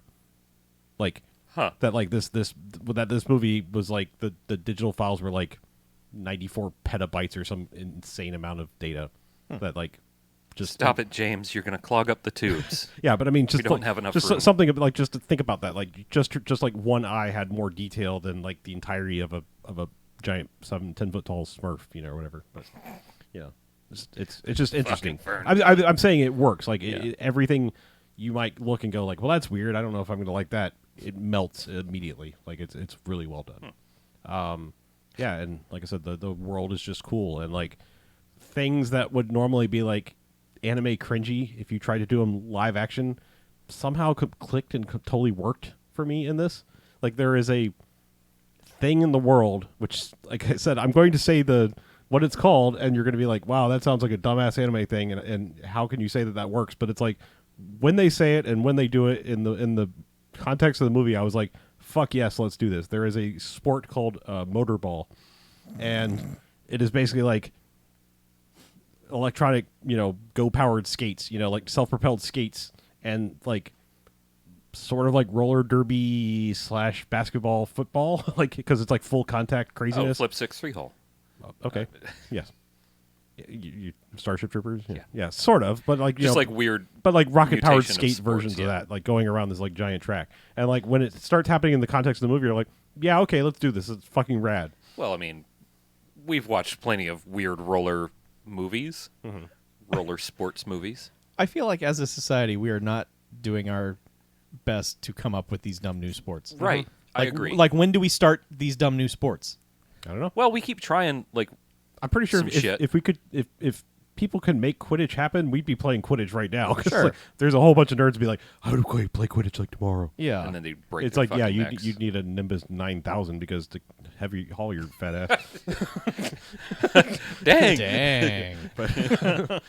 I'm saying, generally speaking, the Venn diagram of people that want to play Quidditch are not equipped to play Quidditch, if Quidditch actually even existed, is my point. I get you. Yeah. Dang, sick fucking burns on the Harry Potter fans. Yeah. Some Damn. fat broom. You know, fucking like It's a thick a burn. fucking Zamboni that flies around. Yeah. Anyway, but no, Elite is good. Like I said, there's a couple of moments in it where it's like that Hey, was Harry Potter nerds are fat and disgusting. And Anyway. Alita Battle Angel was great. whatever. I like to take random untargeted burns at the nerd community because they equally will just. There is a segment of population that is like, fuck everything about this movie, and it's like, okay, why? It's like, I don't like it. Okay, thanks for the constructive feedback there. It wasn't like the source material. Yeah, because it was probably fucking stupid, and they probably fixed it. Like I'm saying, Worked like an anime burn in there, too. Good well, job. sure, that's easy. Yeah, that's technically fish in a barrel there. How did They really weave us open. Robert Rodriguez get this? Yeah, that's the other thing is like James Cameron's been trying to make this movie for 20 years. You know, Yeah. Roro's got his And fingers I think and everything. I don't know what James Cameron is. I guess he's still trying to make 6 more avatars He is, that he yeah. thinks the world wants. So I guess it was like They just wrapped like the photography, like the filming stuff of the 4 Avatar sequels. they're making 4. Yeah. Sure they did. They said they filmed Okay. all the live action stuff. That's done, Wow. and now they just have to do all the CG. Oh, that'll take another 10 Well, years. that's I'm sure that's why it was like, hey, I'm going to make avatars until I die. And I mean, I get that. I get that James Cameron was too busy to do it, but Oh, well, why Robert him? Rodriguez, I mean, Well, like he- Spy Kids 4. I was going to and- say he has, as weird and goofy as it is, he has experience in all CG. I mean, everything. Did someone watch Spy Kids 3 and were like, man, you really nailed that CG world. Make another one of those. But here's some Jim Cameron money. I think because I mean the thing is like Jim Cameron technology. Yeah. here's the thing: as goofy as those are, I think he does. I think technically he did well. Like a filmmaker would look at it and go, he worked with a near, completely digital set with real people, had them interact properly with the CG things. Yeah, it was it was done with literally like After Effects, on a Macintosh 2. But like but it worked. Like it was Star Wars style. Like nothing felt like, oh, I'm not acting to anything. Like he did that part well, and then it was like, you're good at that. We'll handle the making it all look good. Yeah. I guess. You know. I mean, look, don't get me wrong. I am a defender of Robert Rodriguez movies. Like, I believe I was on board with more of the Spy Kids movies than you were. But, like, the last Machete movie looked like it was filmed in an airport Hilton. I mean, it just looked like they rented out a civic center for a day and were just like, pretend this is something big. Right. And it was just like, this dude's done. Like, he's just going to make smaller and smaller movies. He's going to be Jim Wynorski here pretty soon. Well, Because that's just the thing that filmmakers do, is that they just get less and less budgets, and then they never get that opportunity to just, now here's $200 million, make this thing. It's weird. Yeah, well. Got no problem with it. It just seems very strange to me. But good for him. Yeah, I'm glad. Yeah, I mean, they're assuming it makes enough money, there will definitely be a sequel. Like, Okay. I mean, it is like cliffhanger ending. Oh. Like here, the rest of the story needs to be told. Do you think they already filmed a sequel? I don't know. I feel like this one was a little bit of a crapshoot. I mean, who knows? I mean, as somebody pointed out, it's like Jim Cameron could fund an entire sequel if this made $0. Right. Yes. He just be like, well, I'll write a check. Go ahead and start the second one. Go ahead. I'd like to see it. I'm rolling the dice. China will save us. Who knows? Yeah. Okay. Yeah, I don't know, but yeah, I went from like meh to like, oh yeah, I will immediately see the sequel when it comes out, kind of thing. So That's a pretty good turnaround. yeah, I've heard mostly good things. Like, most of the people I've seen comment on Alita Battle Angel that have seen it have said good things. So, oh, the other thing, because I'd never do this. well, don't start Just now. well, the timing of when I wanted to go to the movie on Monday, and the fact that I have the AMC pass, so it doesn't matter what format I go see. I did Dolby Cinema 3D Okay. when I saw it. Yeah, that's actually, as far as 3D things go, it's pretty good. Like, I mean, Well, I mean, yeah, I mean, Avatar technology. all Avatar that. tech should Yeah. make for a good 3D Yeah. 3D movie. I mean, I don't think they filmed it in 3D like they did at Avatar that I know of, but it looked good if it was all post production. I didn't really look up the specs because I thought they'd mostly stopped filming things in actual 3D Yeah, but I thought and they just did, it was like, yeah. oh, we can do this all in post now. So don't bring out a dual camera rig. I don't know, but it looked pretty good. I mean, like I said, I'm not changing my mind. Like, I'm going back to 3D, but I was like, let's see what Dolby 3D looks like. Good call. It was like a fatter set of glasses than your normal real D. Yeah, real fat. D's nuts. thick.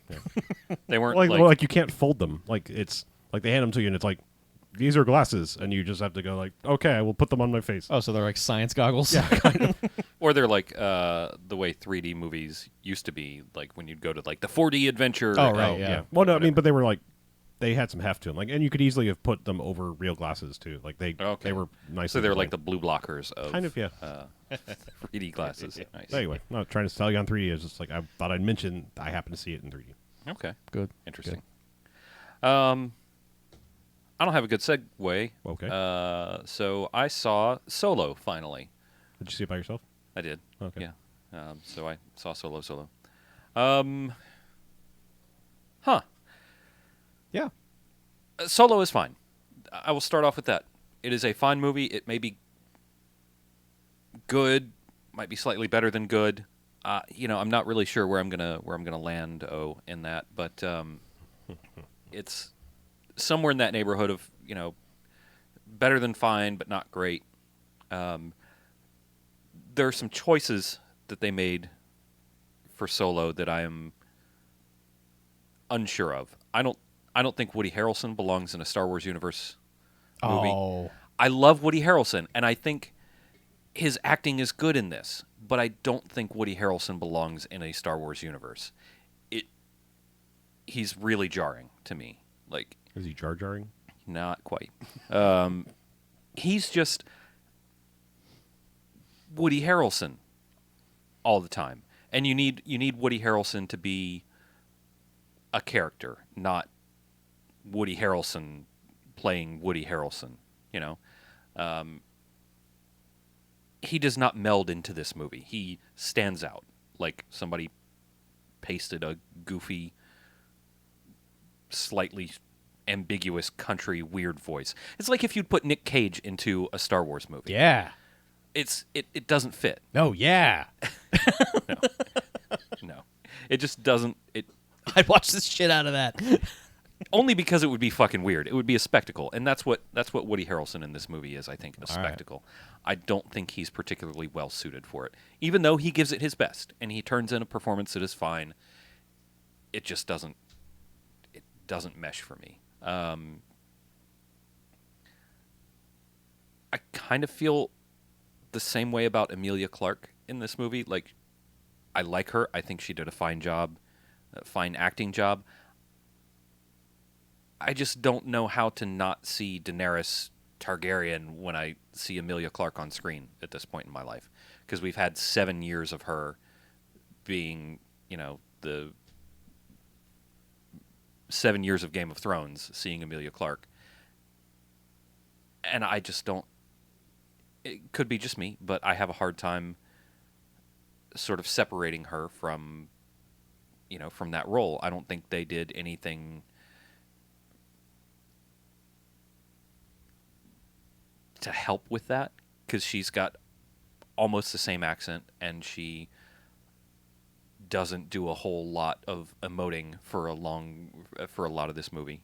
But she's fine. She does I guess a fine job. It's just it doesn't feel natural to me, I guess. I don't know.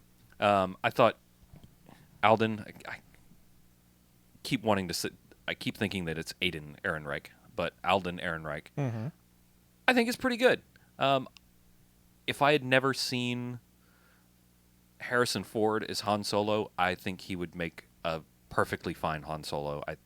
It's not the Han Solo that I'm used to, but sort of as the character. Like, if I feel like he works on the same level that Chris Pine works to William Shatner. It's like, absolutely. You don't look anything like him, but you kind of eventually have the swagger going on. Yeah, that's why it works for me. Yeah, he's got the right attitude. I think it seems like he gets the character well enough. I shouldn't say well enough. That sounds more dismissive than I mean. Like, he gets the character well. So he does a good job with that. I think there are a couple things about character origin that feel really forced. Yes.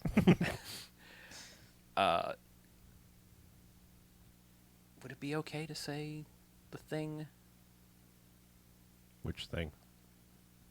The origin of his name. Oh, that's kind of dumb. Yeah. So the origin of his name is real dumb, I think. It's dumb in a dismissive way. That's just why like, I feel like who it's just like cares? it's a throwaway line, but it's like it's still dumb. It's unnecessary. Yeah. Right. Like, who cares? Yeah. I mean, it's basically explaining that, it's dumb for a loner character to be named that. Yeah. Just like all of George Lucas's dumbass names that he put in that script are just... I yeah, was gonna that's say, the thing. like, it's Like, there are a billion dumbass names that don't have explanations. I mean, when Greedo was he born greedy, or did he become greedy because his name was fucking Greedo? Yeah. Right. Or did Jack Porkins like Caribbean style bacon or something? Right. Like, we didn't go back and, like, in the Skywalker lineage and be like, oh, these people actually, they were born in Australia on Earth, but they forgot their strap down belts, so they fell into the sky and had to walk on the sky. Like, we don't need that. Yeah. We don't need an explanation. She of was the, Princess Leia because she fucked her brother. She Leia with him. Yeah, she's fucking lazy. She's just She laying lay down all the she time. lay on her Organa and And we don't like. It's we not should like, do this with all. Yeah, we should. We should. Lando Calrissian because he walks everywhere. He doesn't have a fucking spaceship. That's why he had to win a spaceship. Because otherwise he had to walk everywhere. So everybody, because they were all up in the sky and he was on the ground. They were like, "Hey, you're the Lando." Oh. And speaking of Lando Calrissian, I mean, come on. What is the deal? Donald Glover's pretty good. I want.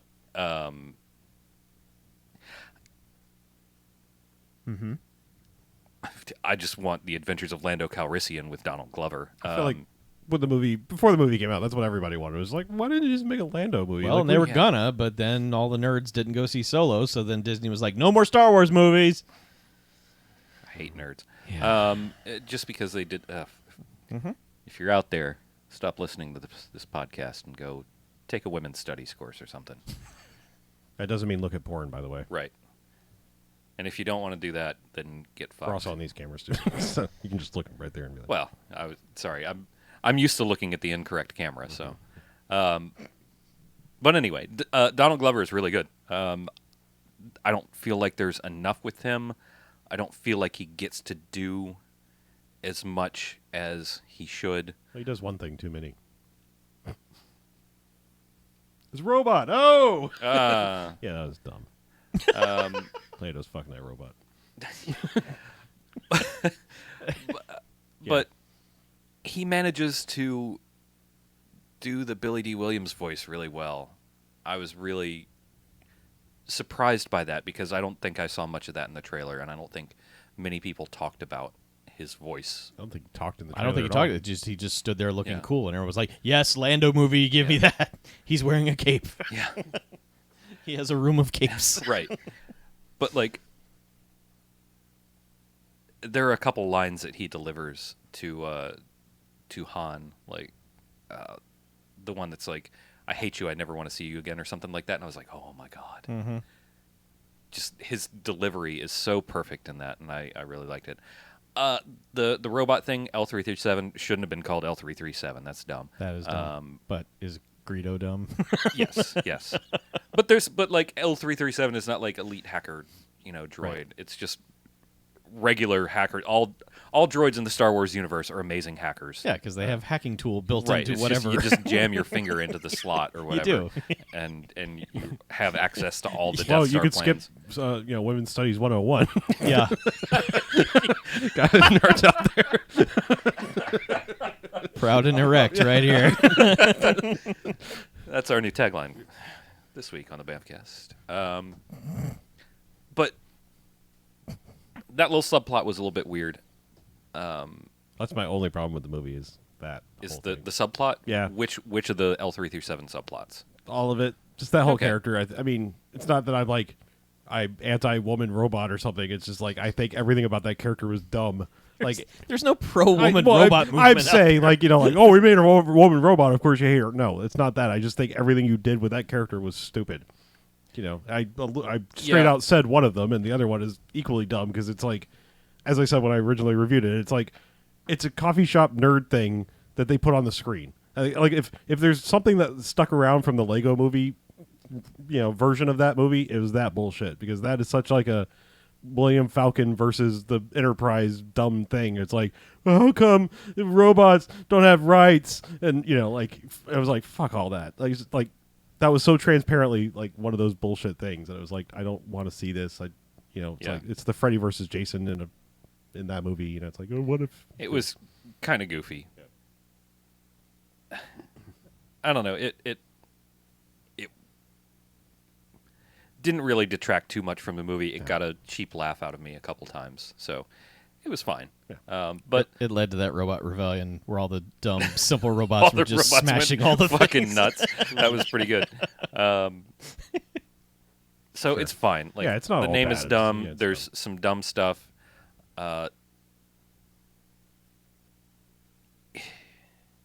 It's weird. Sorry, my problem with that robot just came into full focus. Like the robots that we have a lot of experience with, like from the original trilogy, are like C-3PO. And C-3PO, human cyborg relations, kind of talks like this.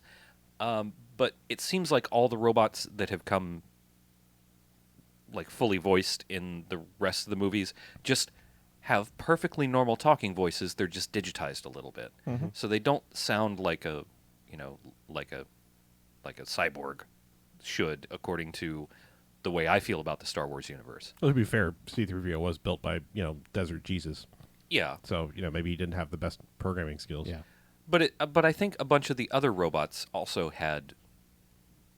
Well, Any R2 of the can't oth- talk at all. R2 can't talk at all, but I think some of the like minor robots from other parts of the movie, it seems like, well, fuck, maybe I'm wrong. Maybe there are no other talking robots in. There was K2SO in the Well, yeah, Rogue One. yeah. K2SO talks perfectly normally, just with a digitized voice. So Maybe 3PO knows so many languages that he has to slow down and just talk, robotically so that he probably doesn't not. intimidate anybody. Yeah, doubtful. Because he I don't- knows all the languages. I don't think so. It's a protocol droid. He is. But anyway, He has a red arm now. that's right. Good job. Way to pay attention. But I've really talked too much about this movie. It's fine. It's enjoyable. Like I had a good time watching it. I really would like to see the adventures of Lando Calrissian or the adventures of Han and Lando. I would watch that. I think that'd be fine. Or the adventures of Han, Chewie, and Lando. I think would be good. I'd like to see it away from this. We got to work in these references bits. Yes. Yeah. Because they are just. Most of them are unnecessary. I think the Kessel Run stuff is yeah, that's fine. But just the whole The Kessel Run was a little goofy, but it's fine. it fit the plot. It wasn't just Yeah. here's a random nerd reference Right. that you better remember to do this, Han. It's fuck off. Yeah. One other thing, it was really neat to see Han speaking Kashyyyk, I guess, or whatever the Chewbaccans speak. The Chewbaccans. Chewbaccans. Yeah. There goes the rest of the nerds. Yeah. Got him. I actually don't know what the name for the language is. But Wookiee. Wookieisms. Is it Wookiee? I believe. Okay. Wookienese. Wookieese. I believe they are Wookiees and they speak Wookiee. Yeah. Okay. I don't know. And they I are know- Wookiee. Yeah. You had him with Kashyyyk, but then Yeah, I know. ruined it with I know. Chewbacca. They speak Chewbaccanese. Right. They're Chewbaccans and they speak Chewbaccanese. Yeah. Yeah, and the Ewoks only come up to their knees.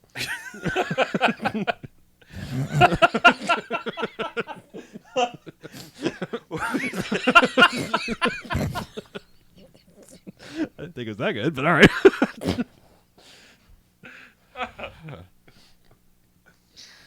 That's a joke that you have to fucking dig for. We did. Well done. I mean, when archaeologists unearth that joke in 1,000 years, they're gonna be like, Yeah. "What the fuck?" Yeah, scholars will work for a long time Yeah. to work back. Well, you Yeah, see, that's a Monty Python. I it's like gonna take- Chinese joke. Oh, messed with now stuff. you're ruining it. I'm just trying to make it easy for the people in the future. Okay, I'm here for you, future Chuck, peeps. cut that out. Cut that out. Somewhere on a chalkboard, Edit it. Monty Python question mark is circled a bunch of times. What is this? There's like a snake drawn on the board, and yeah. But anyway, I thought it was kind of cute that Han spoke a little bit of Wookienese. Chewbaccanese. Chewbaccanese, yeah. Chewbacabra. But I thought that was cute. Who would tell LG4? Yes. Oh, But in summation, Solo is fine. All right, well, great. cool. That's super duper. I got less to say about some other movies, but I will talk about them. Okay. I saw Creed 2. Creed 2. Creed 2. Creed 2. Did you go into that movie with arms wide open? I did, yeah. So I liked Creed the first a whole lot. I was kind of worried about the second one mildly because, Ryan Coogler left to, make $1 bajillion with Black Panther and whatnot. Which I don't blame him, but, new director, I was like, I don't know, it's, could be not good. The weirdest thing about it, and don't get me wrong, it's great. The movie's also great. Just get that out of the way. The strangest thing about it is both Creed, the first and the second, are played. They're the very serious Rockies. Like it's Rocky 1 and Rocky 2 are like, working class, like underdog hero type thing. Played very straight. Not goofy at all. By 3 and 4, Rocky's gone fucking nutty and whatnot. And then Rocky 5's just shit yell around basically, and Rocky Balboa is like brought back the like, hey, what if we go back and do the original thing? Right, it's whatever all it was serious and dead, stuff, and yeah. I'm sad. Yeah, I'm sad now. I'm dead, Maybe Rocky. I lose at the end. Hey, what if I fight Apollo again? Oh no, he's dead. But Adrian's dead too. oh no. But anyway, yeah. So like the weirdest thing about Creed 2 is like it is again super dramatic, super serious. But you need extensive knowledge of Rocky 4, arguably the goofiest of all the Rocky movies. Yeah. And it's like there's something beautiful and goofy and so BMFcasty about that. It's Trying to make a serious movie based on Rocky IV. right, exactly. Yeah, it is a super serious sequel to arguably one of the goofier Stallone movies in history. Pretty damn Where goofy. Rocky defeats communism with this fist. So good. So good. But yeah, I mean, everything everybody's saying is spot on. Like Dolph is legit good in this movie. okay, that's what I need to know. I need to know how much Dolph is in this. Enough. Okay. And Dolph is not out of his league or Nope. lost a step No. or No, he is doing really good things. okay.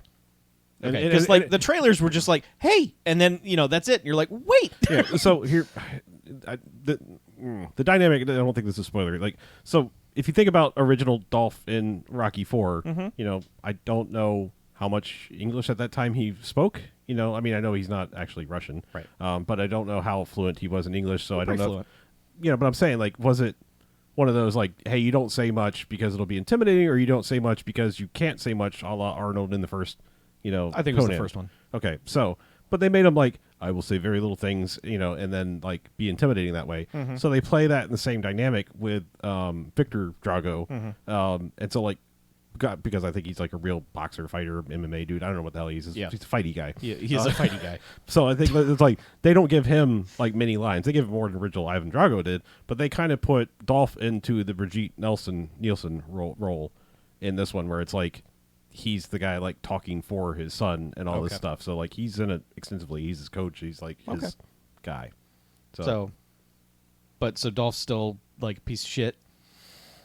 Like Drago's still a piece of shit. yes and no. Okay. It's interesting. Like, I mean, I'm vaguely aware of what the character, like the backstory of the character, but from Rocky IV till now, Yeah. I'm aware that he's seen some shit. yeah, it's actually Okay. it's very interesting. All right. Here's the thing: is like it's been just long enough that I don't remember if they even touched on this. If they were like, "Hey, new thing," but for the life of me, as much as I enjoyed the first Creed, I don't remember this plot point at all. There is a very interesting thing in this, and if it was set up and it was happening in the first one, I totally blanked my mind about it. But Tessa Thompson's character, who's like Creed's girlfriend, fiance, whatever, like. And it's cool because like they never like completely come out and say it, but she has some sort of like degenerative hear loss thing. Like she's wearing hearing aids and stuff, but she's also like a musician. So it's like really fascinating because it's like she's about to lose the ability to do what she's good at. Right. And I don't remember if like I seem to remember like maybe like that might be like she had mild hearing loss or something like that, because I seem to remember like something about like them signing a little bit in the first one, but it was like I just like that it's playing out like it's now worse, and it's like if she doesn't have them on, she's not hearing anything, Right. basically thing, and it's like it makes for interesting bits of stuff. Like I said, it's strange to me how good these are at like little details and stuff like that when it's like it's a boxing movie, like you're gonna get to the fight. There's some swerviness in the pacing of the movie, but it's really good, and by the time you get to the end of the movie, something happens and you're just like, fuck yes. Like there is such a good music cue moment thing that comes together, and it's just like it is fucking triumphant. It is on par with like original Rocky holy fuck yes moments. Like it is really good. Anyway, Is it something from the soundtrack of Rocky IV? I'm not gonna say. All right. You'll know when you see it. I'm Okay. just saying, like, if you haven't seen either of these, you should. And if yeah. you're a Rocky fan, like, these are really good movies. Okay. And I like the dynamic of everything that's going on in these. I've not seen the Creeds. I need to. You really should. Yeah. Because if I you're a mean- Rocky fan, these are essential. And I'm- Sylvester Stallone is like, he's knocking it out in like both of these movies. Like he's playing Rocky in like just the right way. Like I know I'm background and I'm okay with it, and it's nice to see because it's like he's of that era of like I'm the star, Right. kind of thing, and it's like it's really nice to see him be there with the star power, but like just step back and be like I'm the Mickey of this movie, like I'm here and I'm Burgess Meredith is a pretty big actor, and it's like Yeah. but he was okay with like I'm going to be background and I'll have my moments, but it's like this is your show, kid, and it's good. Cool. I don't have as many nice things to say, but I will talk about it anyway. I watched Ralph Breaks the Internet. I really like the first Wreck-It Ralph. I know it's one of those like I think a lot of people judged it before they saw it. I know there can be some judgment after because it's sort of like Disney's Funko Pops sort of thing. Of video games, the first one a little bit. But didn't come out around the same time Pixels came out, and people were just like, fuck A you. little bit, yeah. I mean, I think there's some of that, but I like Wreck-It Ralph has a lot of heart. Like, I think it's a pretty good one. I don't think it's like one of Disney's best in their, post-Tangled like resurgence. Since like Pixar became the shit sequel factory. Whereas like Disney proper, I feel like is making good stuff for the most part. Wreck-It Ralph 2 is also good. The problem with it is like, it's got too much Zootopia in it, and it's got some of the common writers. Like Zootopia is probably my least favorite of all these modern Disney movies because, and Wreck-It Ralph dances around this, but Zootopia was like, hey, we have a message, and every 10 minutes we're going to beat you in the face until you realize that there's a message in this movie. And Wreck-It Ralph goes there and like beats you over the head with it for a little bit, and then it's just like, all right, you got it. But like Zootopia is like, it's like persistent for the whole movie, kind of thing, where it's just like, I can't enjoy this because I know what the message is from the first 5 minutes. It's about racism, like, and this one's like, it's basically about codependence eventually, and it's like, and it's like it dances around it, and like at one point it was just like, yeah, I got it. Like seriously, I've got it. I understand what you're trying to say. I know you're directing this towards children, but like kids aren't as stupid as you think they are. Really, even if they don't pick it up on like I'm going to talk about this in a meaningful way, it's in the back of their heads. Like these messages are getting through to kids. You don't have to beat them over the head with it. Right. But yeah, it's cute. Like it's got the problem with this one even more so than the first Wreck-It Ralph, because the first Wreck-It Ralph like dances around video games all over the place. This one like it also dances closer to like, yeah, this isn't going to work in 5 years, maybe even 10. Like it's got like memes and just the banality of the internet. Like, I mean, literally like, oh, it's a big deal that like we're going to eBay, and it's like, yeah, eBay may not even be around in 5 years. Like things that you're referencing literally may be gone and have like, things disappear from the internet and have no fucking trace. Right. Like, you can't like put Instagram in there and be like, oh yeah, like I know what that is 5-10 years from now, because it will go and be, you can say MySpace to people under the age of 20 and they'll be like, what the fuck are you talking about? Exactly. So Friendster. Right. So I mean, it's like, it's unfortunate to watch and be Nobody like, ever knew anything about Friendster. it's just unfortunate to like watch and go like, man, Disney, you're supposed to make movies that are timeless, and like you made something that's practically a meme. It's not bad. It's just like, it's disappointing because it's like the first Wreck-It Ralph, I think will, that's sort of the eternalness of a lot of video games will hold up, but whereas like the internet is just literally like, that went away and nobody cares anymore. Well, I look forward to whatever the YouTube site is in 5 years when YouTube doesn't exist anymore, with all the videos of Ralph breaks the internet explained, and references explained, and 10 things you didn't know about Ralph breaks the internet. Sure. I mean, they have those now, but it's funny because they do some pretty good making fun of how dumb the internet really is, and how, I mean, they make a point of like how shitty the comment section is, things like that. Like you should never wander there, and it's like good for kids to learn. Like I said, it's cute. It's just like, it's a little unfortunate because it's like message, like, which I always think of, I'm gonna get you, sucker. Like, yeah, Zootopia was like that guy was running by every 5 minutes in the background, whereas this one's just like for about 10 minutes, it's like, okay, go away, Keenan Avery. Like, I got it. There's a message, like, yeah. It's not awful. It's just, it's slightly disappointing because I feel like they made a pretty good one, and that's Disney. It's like they do that. It's like, hey, here's the thing that's surprisingly popular, and it's like, here's the one that's good that nobody actually saw. Big Hero 6, but yeah. And Moana. I mean, I think people like Moana. Oh yeah, Moana's doing okay. Yeah, but there is some cute Disney weird synergy stuff that happens in this one. That kind of alone is worth watching it. But like I said, it's a no brainer. If you're a Disney fan, you've probably already seen it, and it's like, but it's nice that there's like a weird like inside baseball Disney moment in this. So, I don't know. Like I said, it's worth watching if you like the first one at all. If you found it insufferable, you probably won't like this one at all. That makes sense. Yeah. Last little quick thing, because I haven't watched it all. I would just say I started watching The Umbrella Academy on Netflix. It wouldn't be an episode of BMFcast if I wasn't plugging Netflix in some weird way. But yeah, I just decided to start watching that. It's a very interesting show so far. Is that the Ellen Page one, or is that yeah, Doom that's Patrol? the Ellen Page, like Or is that Doom Patrol? Doom Patrol's the DC Oh, thing. That's the okay. one that's going to have Brendan Fraser not looking like Brendan Fraser. Yeah, he's a robot. Yeah. No, this is the like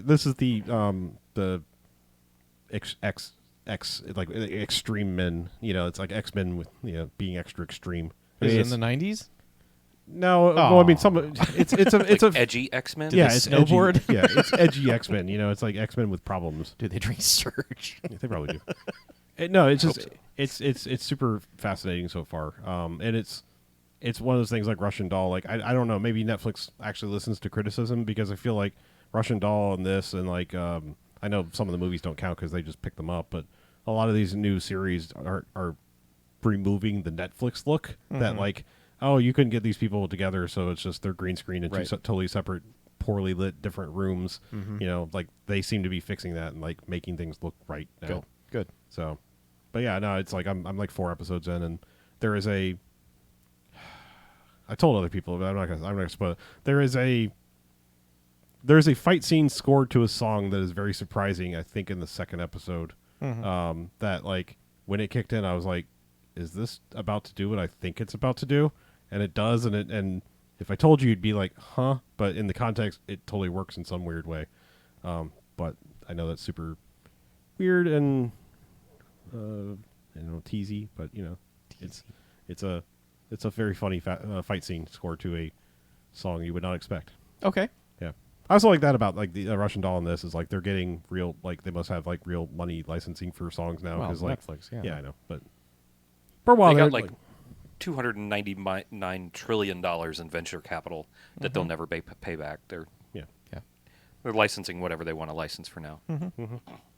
but yeah, no, it's worth watching so far. I don't know how it's going to end, but Okay. like I said, Russian Doll first, because that's like a 4-hour movie and it's super simple to consume in one go. Right. This is more interesting, and I mean, in like a long term, like 10 episodes of an hour each. Yeah. I got a couple things. Oh, okay. Just briefly, I want to mention True Detective season 3. I forgot that was a thing. If you did not, if you jumped off True Detective after season 2, which is pretty much 99% of the population, Didn't even make it through season 2. True Detective season 3 is as good as True Detective season 1. It is ridiculously compelling television and features the best old age makeup I have ever seen in my entire life. Who's old age makeup? Marshall Ali? Or? Yeah. Okay. And Stephen Dorff. And Stephen Dorff in this is, I mean, look, everyone in this is amazing, but like for Stephen Dorff to be in this with some powerhouse actors and for him to hold his own and in some scenes just totally steal moments away from all of these amazing actors who are in this show, it's so great. God, it's so strong. There's one episode left. The thing about True Detective that now is that by the last episode it could just be completely random and total bullshit.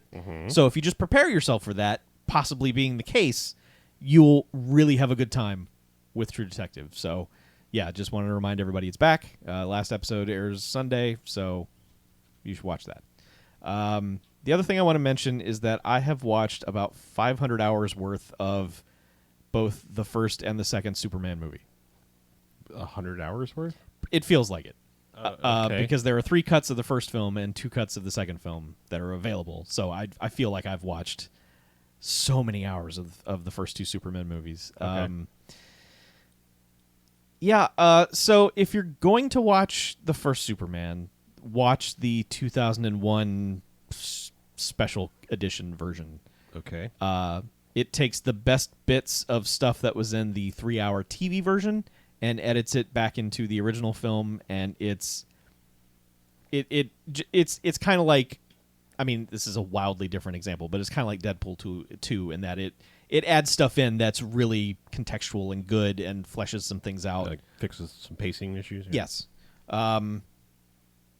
Then there's no recommended cut for Superman 2. They both have ridiculous issues, but that's just owed to the fact that they threw the director out and replaced him, and the director who came in added a bunch of jokey bits, and man, the jokey bits don't work at all. There's just random comedy bits during just mass destruction of Metropolis, and you're just like, this is bad. The Richard Donner cut is admirable, but because it's basically a work print with screen test footage and other bullshit in it, it's not really a cohesive movie either. So, Yeah. But they're all, if you have the time and the interest in the Superman movies, they're all worth watching as an example of how things can just be drastically different for various reasons. Like the 3-hour television cut is interesting because they assembled a 4-hour version to air over 2 nights on network television. So they just threw in whatever footage they had to pad it out. And some of the scenes were like, oh, yeah, add that back in. That's good. And a lot of it is just extended scenes of people standing and looking just to pad the time. And it's like, oh, my God, just end this. Stop this. What are you doing? So they're both interesting from a technical standpoint of how movies were made. So, yeah, I watched a lot of Superman. Okay. Is that it? Just some Supermans? Yeah. Okay. No more animated movies so far? No. No.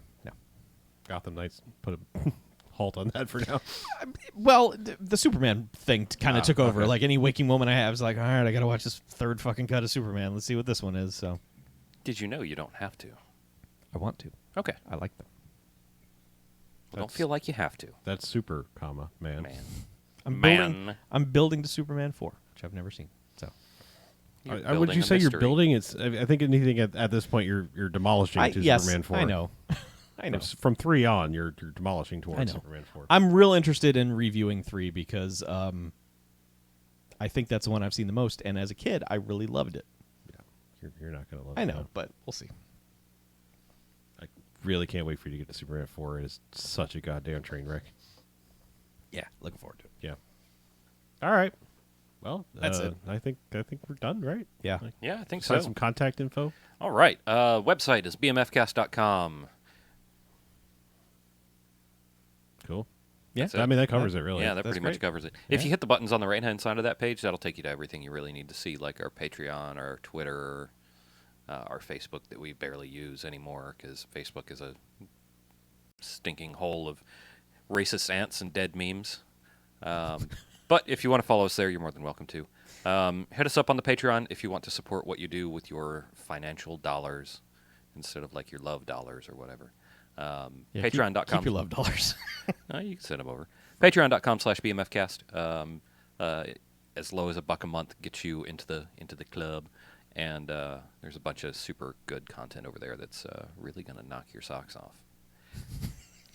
Also, don't forget eBay for charity. Yeah, ebay.com/ there's just click the buttons on the website to Go find to- the eBay thing. yeah, go to 'cause the. there's It's no hard. convenient link for me to tell you.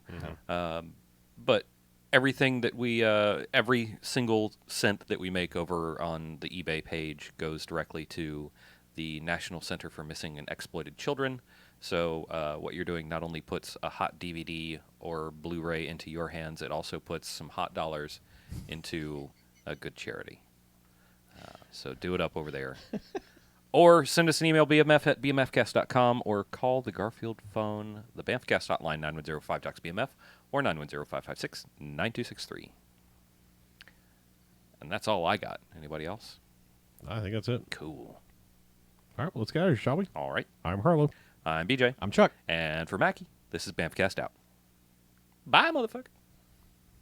Kyle with the timing, as always. We're literally saying goodbye.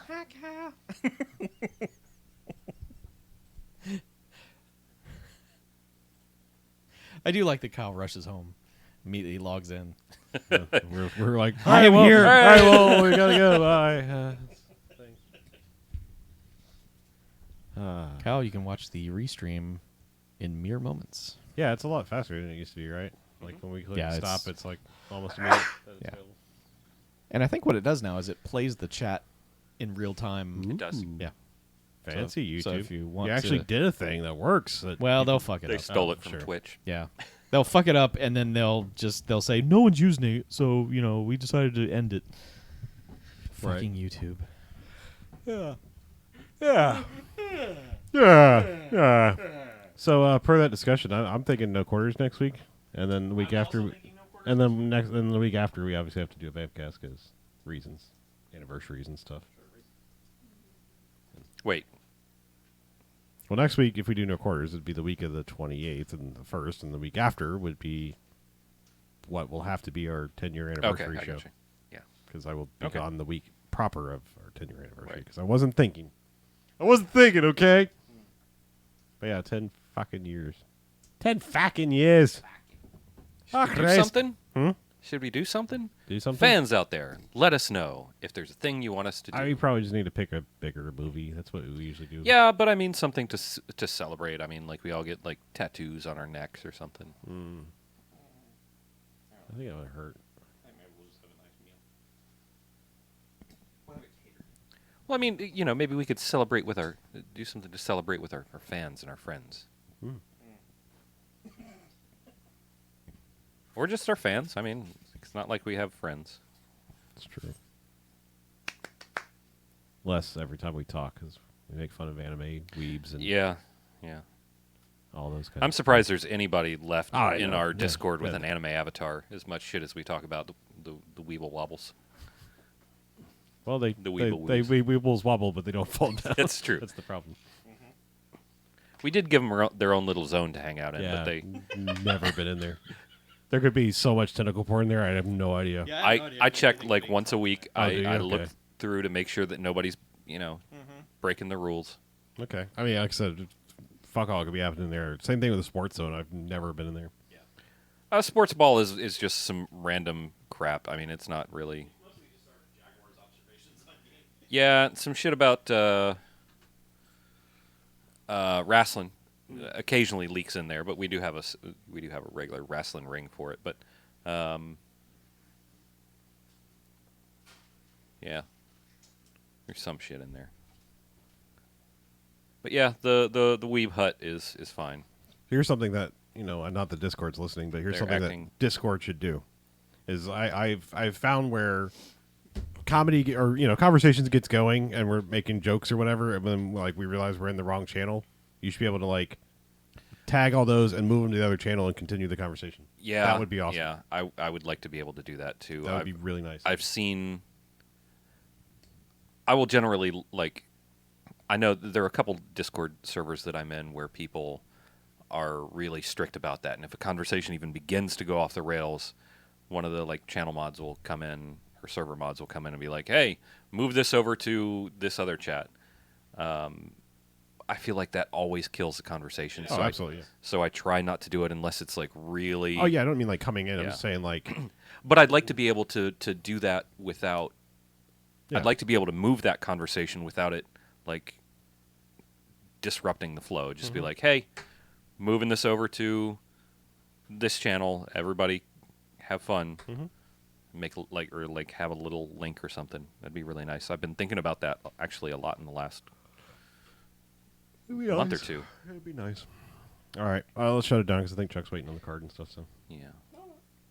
Okay. All right. I'm still gonna shut it down. Good night, everyone. Bye. Hey Chuck, did you know that I value your friendship? Yeah. You can't hear it as well because you don't have your headphones on. Yeah, because it's your voice that's so hard to hear. Because you're right there. All right. Good night.